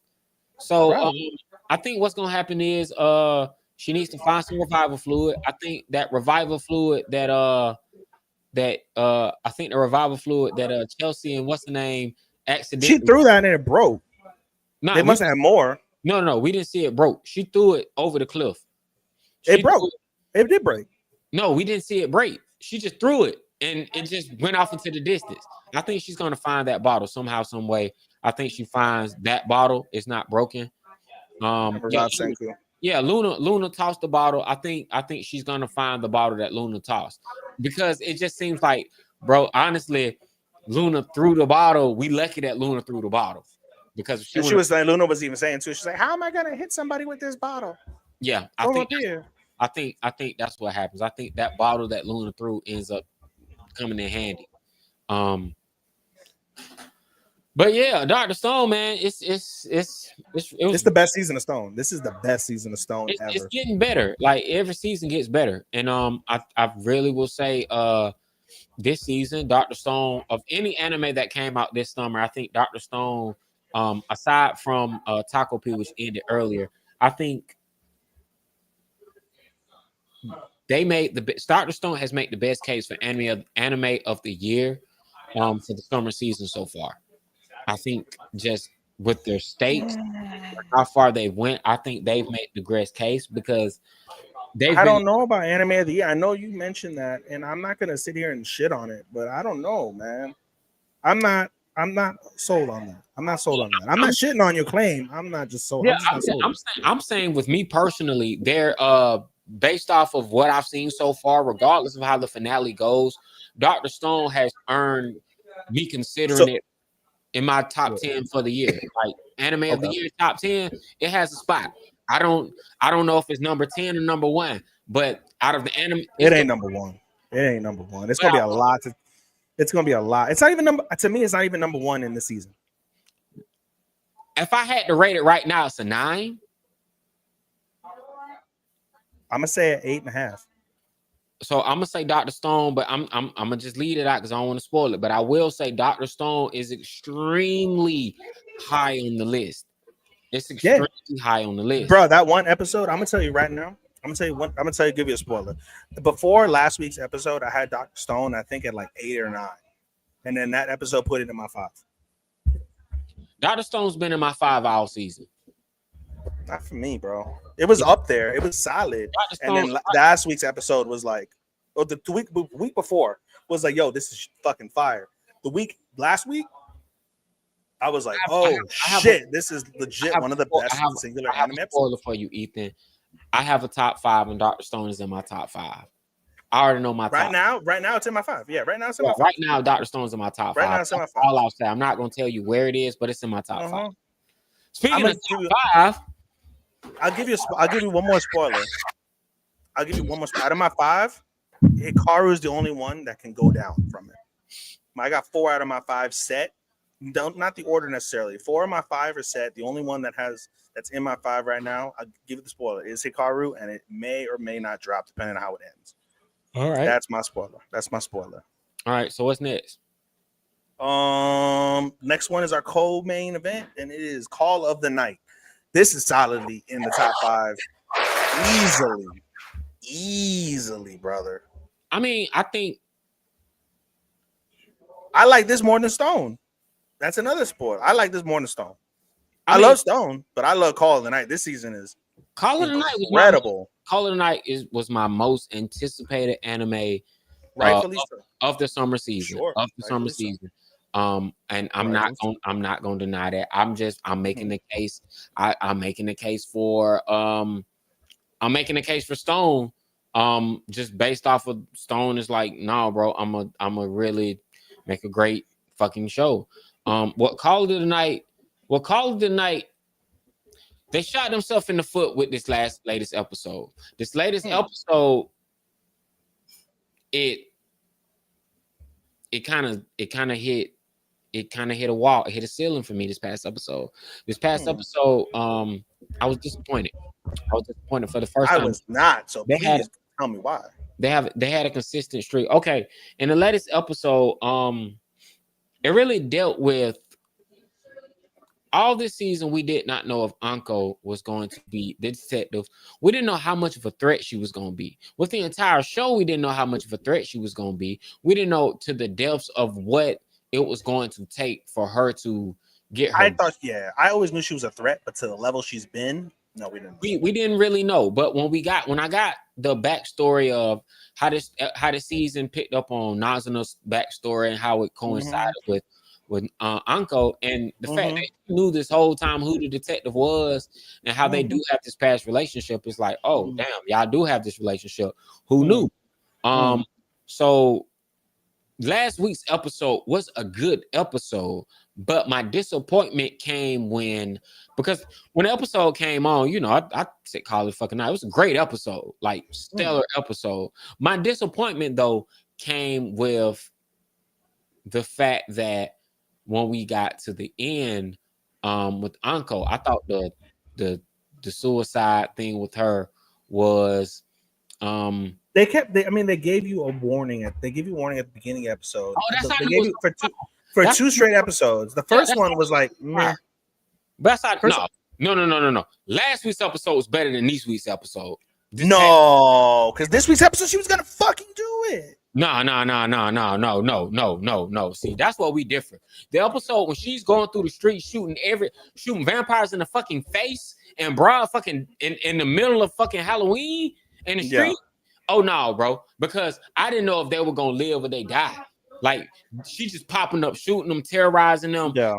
When she really unhatching her plan, we're like, okay, this is gonna really get crazy. What made this past week's episode was dope was like Nazan is like, hold up, I don't want to fight you, but now I'm gonna really have to fight you because you want to kill my man. Yeah, you threatening this shit about Cole. So when they start to talk and reconcile, that's when it gets good. I would say the last moment of the episode, because it had me like this, it was high.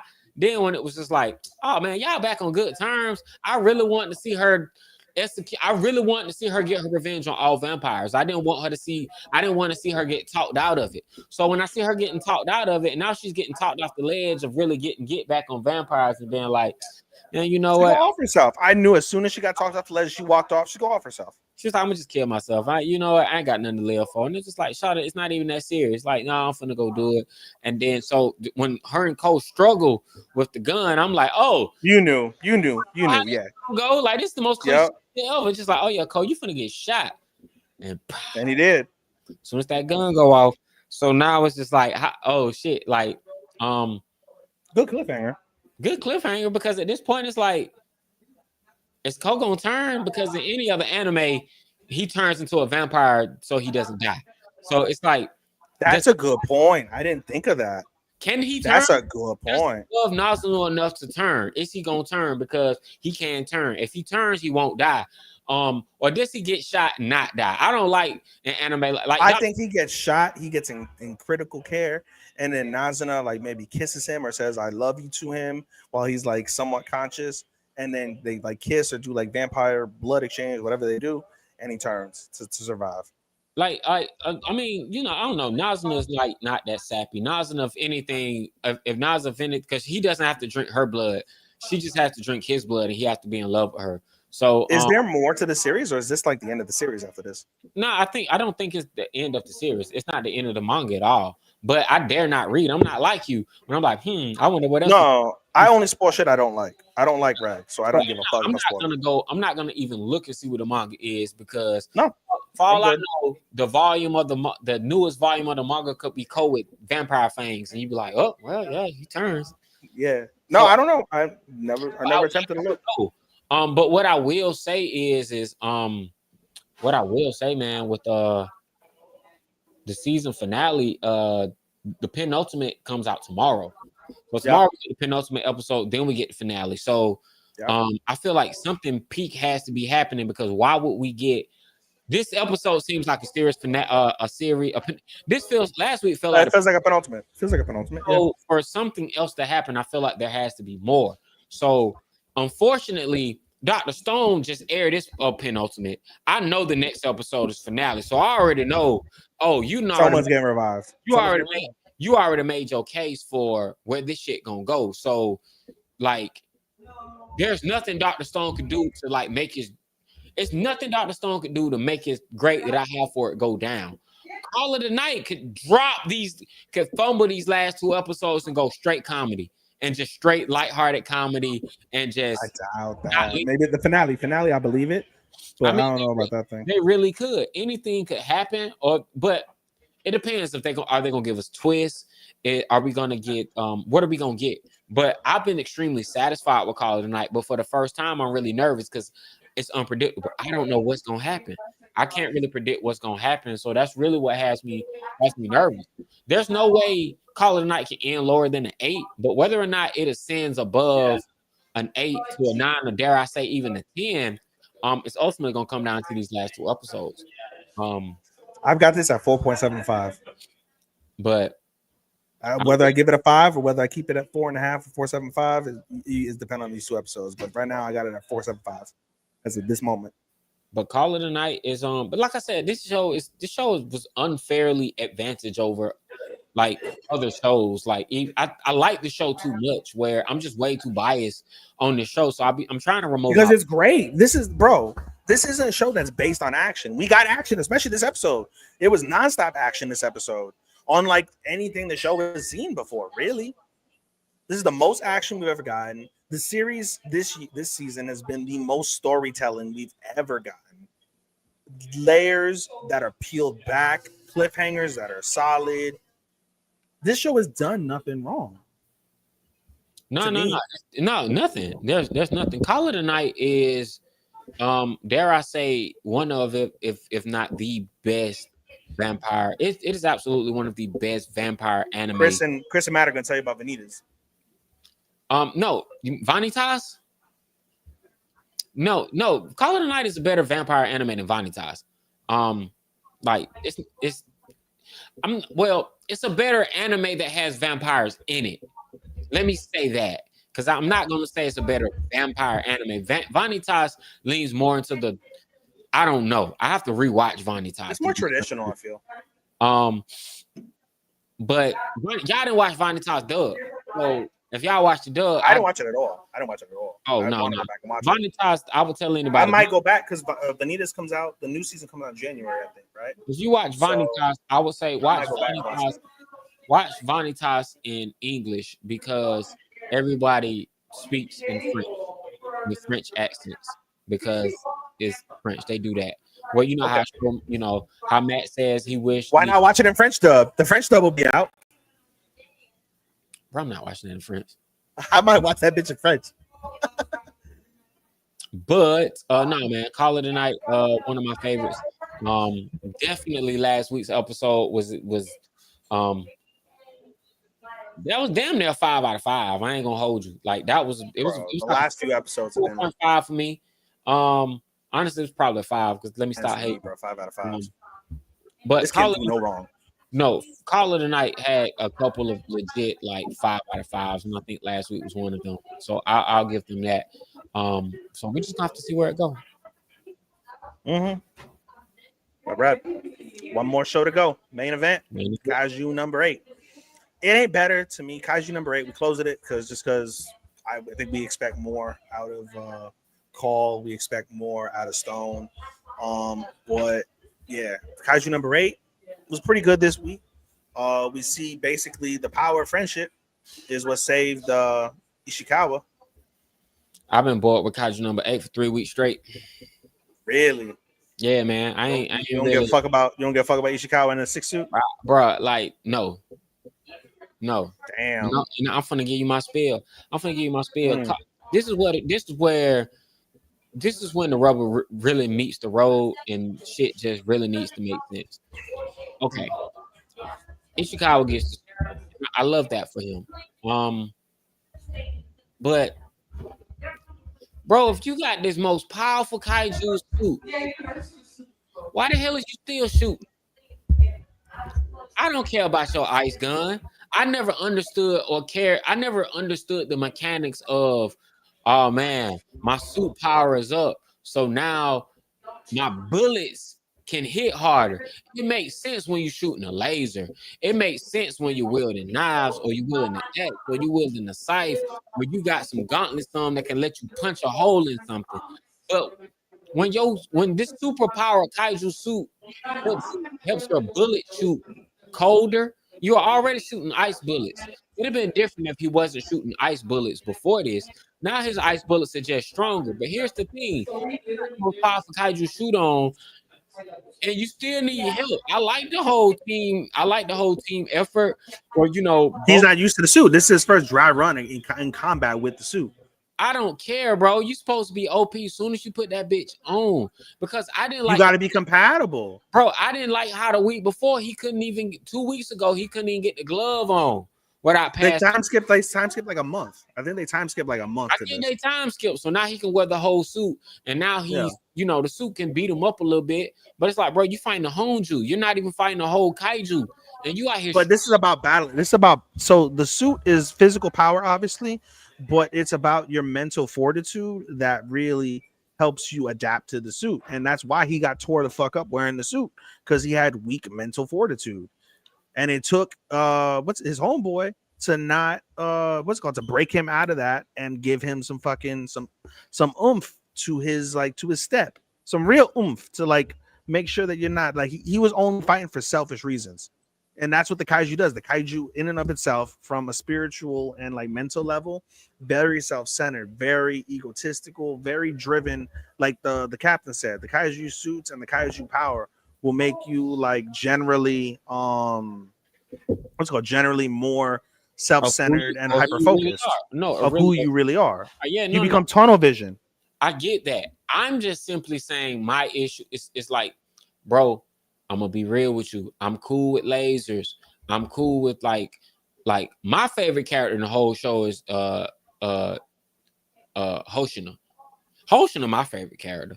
My favorite thing about the last episode, when the Ishikawa doing all this literal cool shit with the ice. It was what's his face? It was when nope, it wasn't even that.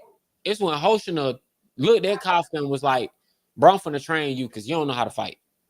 I'm finna train you, you know how to fight. That's when we gonna fight. No suit, no transformation, just hands. I'm finna teach you how to fight. That's when I actually got excited. I was like, bro, I have not been excited since the first 3 episodes when they fought Kaiju. Since then, it's like, and I get it, this season is supposed to be world building, but watching this season, I'm like, bro, this could have been a movie. Bro, this could have been why you wasting my fucking time, bro? It's too long to be a movie. Nah, bro, this shit, bro, you know how much shit they could have skipped? This shit should have just been a movie. Nah, I disagree with that. 2-hour movie. I disagree with that, Playboy. But you talking about how many episodes we done seen so far, Ethan? 8. We seen 8 episodes. We seen 8 episodes, 20 minutes a pop. Yeah, because you have to skip the little bullshit at the end. 20 minutes, 40 minutes, 60 minutes. So I would say within 6 episodes, you get 2 hours. I feel the 2-hour movie in and of itself is the battle, bro. So the 6-hour movie, to me, if you want to break it into a movie, then make 6 episodes of the battle with Kaiju number 9. Make that the movie. You take a break, and then the new season starts off with everyone in the aftermath getting stronger. Ichikawa gets the suit early on, and then you build toward you can make season 3 if you want to go with your route. You make the new season 2. You make this the build up to the next fight with Kaiju number 9, because that's essentially what they're doing. They're building up, trying to get stronger, trying to get their resources together for the main fight with Kaiju number 9. Now that he has Shinomiya as his fucking. I get that, but I'm saying that's the downside to this show not being a full 24 episodes. Shows like this really suffer when they can't get the full treatment like Gundam. Like a show like when you can't get 50 episodes like consecutively, we got this shit lined up where we gonna air this shit back to back to back. When it's like season 1 was like, oh my god, this is amazing. Then season 2 picks up where season 1 left off, and then it does the cool down arc where everybody has to train, get stronger, level up, and we have to just go through that process. So whether or not that process is executed, you already know you're gonna love the payoff. So it's trying to sit through the training, whether or not it's like, okay, I'm gonna sit through training. But Kaiju this past season, I get what they're doing. It's just in the process of them doing that, I'm just like, man, I'm kind of just really waiting for it to really get past it, because I feel like whatever made season 1 special, even when they weren't doing the action, I feel like season 2 isn't really like.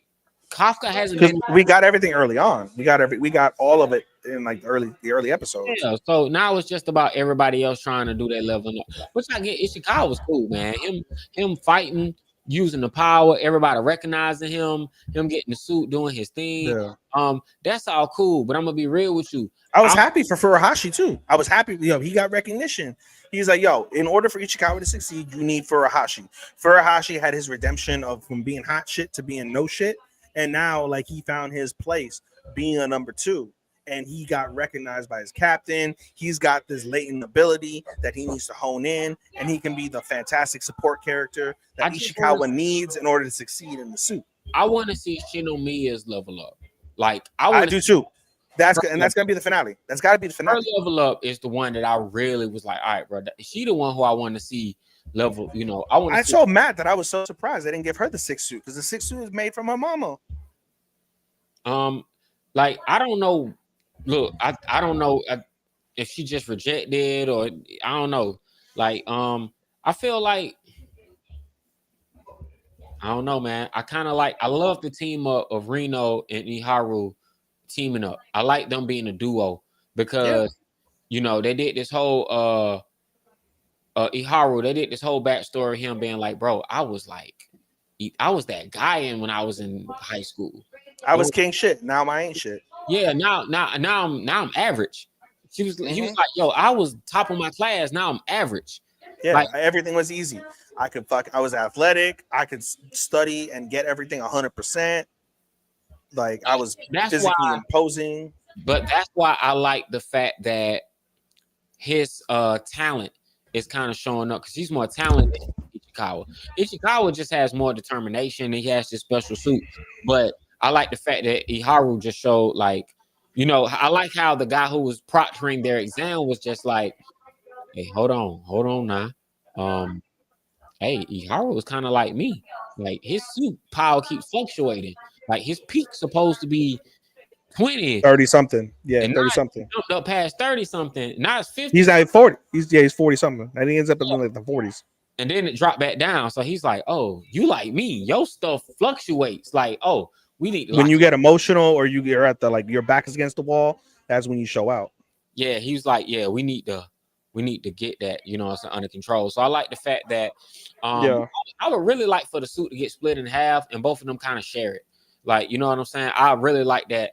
Kind of like on Evangelion. Like you've never seen Evangelion, but kind of like Shinji and Asuka when they I get the principle of what you're saying though. Like what you like Oh. in order for it to be OP as fuck, both characters need to be in sync, working together, like mind and body and soul, and like you got left side, right side, or feet, hands, or whatever. Yeah. But I do like them teaming up. I do like the fact that Ichikawa was just not out the gate like OP with the whole suit. Yeah. I do like that. But then we also got more surprises because Hoshin is supposed to get the Kaiju 10. Kaiju 10 is like, bro, turn me to a suit so I can fight. Make me weapons. That motherfucker like Venom, like make me weapons. That thing is a whole symbiote. That's gonna be badass, bro. When Hoshina has to fight against the Kaiju when he tries to fucking take it over, because you know that's coming. Bro, he's gonna take a shot. So strong. I like the fact that he is like just elite. But Hoshina's elite, or are you saying the Kaiju 10 is? Final thoughts? Nah, Matt just sent us the message. We gotta wrap up. Oh, did he? It's 10. Oh. Remember, we supposed to wrap up at 10. He said as long as we're done by 10:30. That's what I said. I was like, we got time. Okay. We got time. I mean, now that you wrap this up, ain't no reason to continue. I mean, we done with all the other things, but thoughts. Final thoughts. Still a solid season. Don't know what's gonna end up where. Looking forward to binging everything because that's what the rest of my season is gonna be. It's nothing but binges. So I'm gonna be out. So well, I ain't got to binge too much. I'm having a fantastic time watching My Dress Up Darling. That's been one of the great shows I'm watching. I wish we could have talked about it this week. This week, player. I'm gonna catch up eventually. Let me see. I still gotta catch up on that in Rascal. We didn't talk about Shield Hero, but I didn't watch Shield Hero yet. I think I might go and jump on that. Silent Winch is okay. It's all right. You know what I'm saying? I like Silent Witch, bro. Silent Witch is up there for my surprise. It's up there. It's up there as my surprise. I like Silent Witch, but it's not like memorable. There was no new episode this week because of the fucking they did a fucking recap 3/4 of the way into the series. I heard episode 9.5, bro. Like, come on, man. Yeah, it's all right. I'm having a decent time with it. It ain't one of them ones that's gonna stick with me, but I'm not. I don't feel like it's a chore watching it. You know what I'm saying? It's charm. It has its own charm. It's not high on my list, but you know, I am enjoying watching it so far. Yeah. I feel you. I think that's about all I really got. I'm going to see Demon Slayer on Saturday. Me too. What time? Noon. I got 3:30. IMAX. You know it. Yes, sir. Also, Witch Watch did not air a new episode this week. We got no. Otherwise, we talked about it. We would have talked about it. I would have seen it. So that is what it is. Yeah, you like Witch Watch a lot more than I do, but I don't hate it. It's in my honorables right now, to be real. I love Witch Watch. I really love that show. We gotta do it for one time. We gotta do it for one time. I might do. I'm thinking of picking up one more. You've convinced me, like talking to you. You know what I'm saying? I think I'm gonna do one show to binge out of all the shows. Make it be Betrothed. Make it be Betrothed. And make it be Betrothed. Summer Pockets. That is what I am going to pick. That's the one show you sold on me the most to binge. Because I hate it so much. I gotta see. Like, okay, what is the hype about? I gotta see Summer Pockets. It's 24 episodes, player. That's a lot. Oh, it's 24. It was a carryover. Oh, it was a carryover. It was a carryover. Yeah, no, don't do it. Go with Betrothed, bro. It will give you a different perspective to the bullshit, crazy drama, assness that's been your fucking ROMs. Because this is a real, genuine ROM. I have seen it, bro. I've seen so many ROMs though. This one speaks to me. That's all I'll say about Betrothed. That says a lot. It speaks to me. All right. Well, with that, thank you. Good night. The cafe is closed. That's a good segue. Yeah. Sean, give us your plugs before I give all the rest of the plugs when we close out. My name is Starman, aka Starman. You can find me, aka Starman, on social media. Also, go on Amazon and you can go out and check out my book series, The Chronicles of the Khaki Colored Kid, volumes 1 through 4. I just finished the 4th volume. It's done.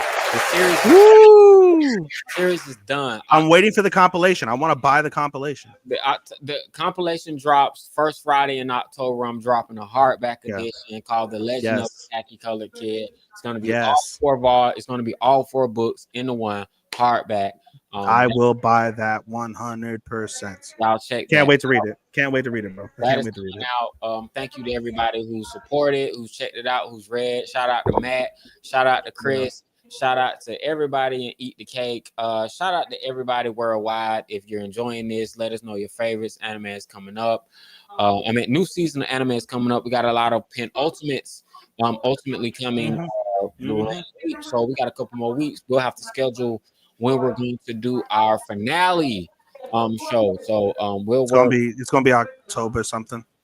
Second week probably. No. Yeah, no, it'll probably be like first week of October. Realistically, I won't be here, but y'all have a good time. We gonna figure it out so we can get all of us to give our shit. We'll figure our shit. But yeah, like Sean said, cafe's closed. You can follow me on Twitter at Showstopper24. You can follow me on my Instagram at AnimeDaisuke24. Thank you, Sean, for being our editor. Shout out to W2M Network. Follow W2M Network to catch our live streams. Follow us on Apple, iTunes, or Apple, Spotify, iHeartRadio, wherever you listen to your favorite podcast. We will be there. Google search us, put us in the Google machine, type in Otalku Cafe. You will find us. Special shout out to Chairshot Media and for hosting us as well from that perspective. And I'm not good at doing these outros like Matt is, but I think we've covered most of the bases. So with that, ladies and gentlemen, until next time, matane oyasumi minasama.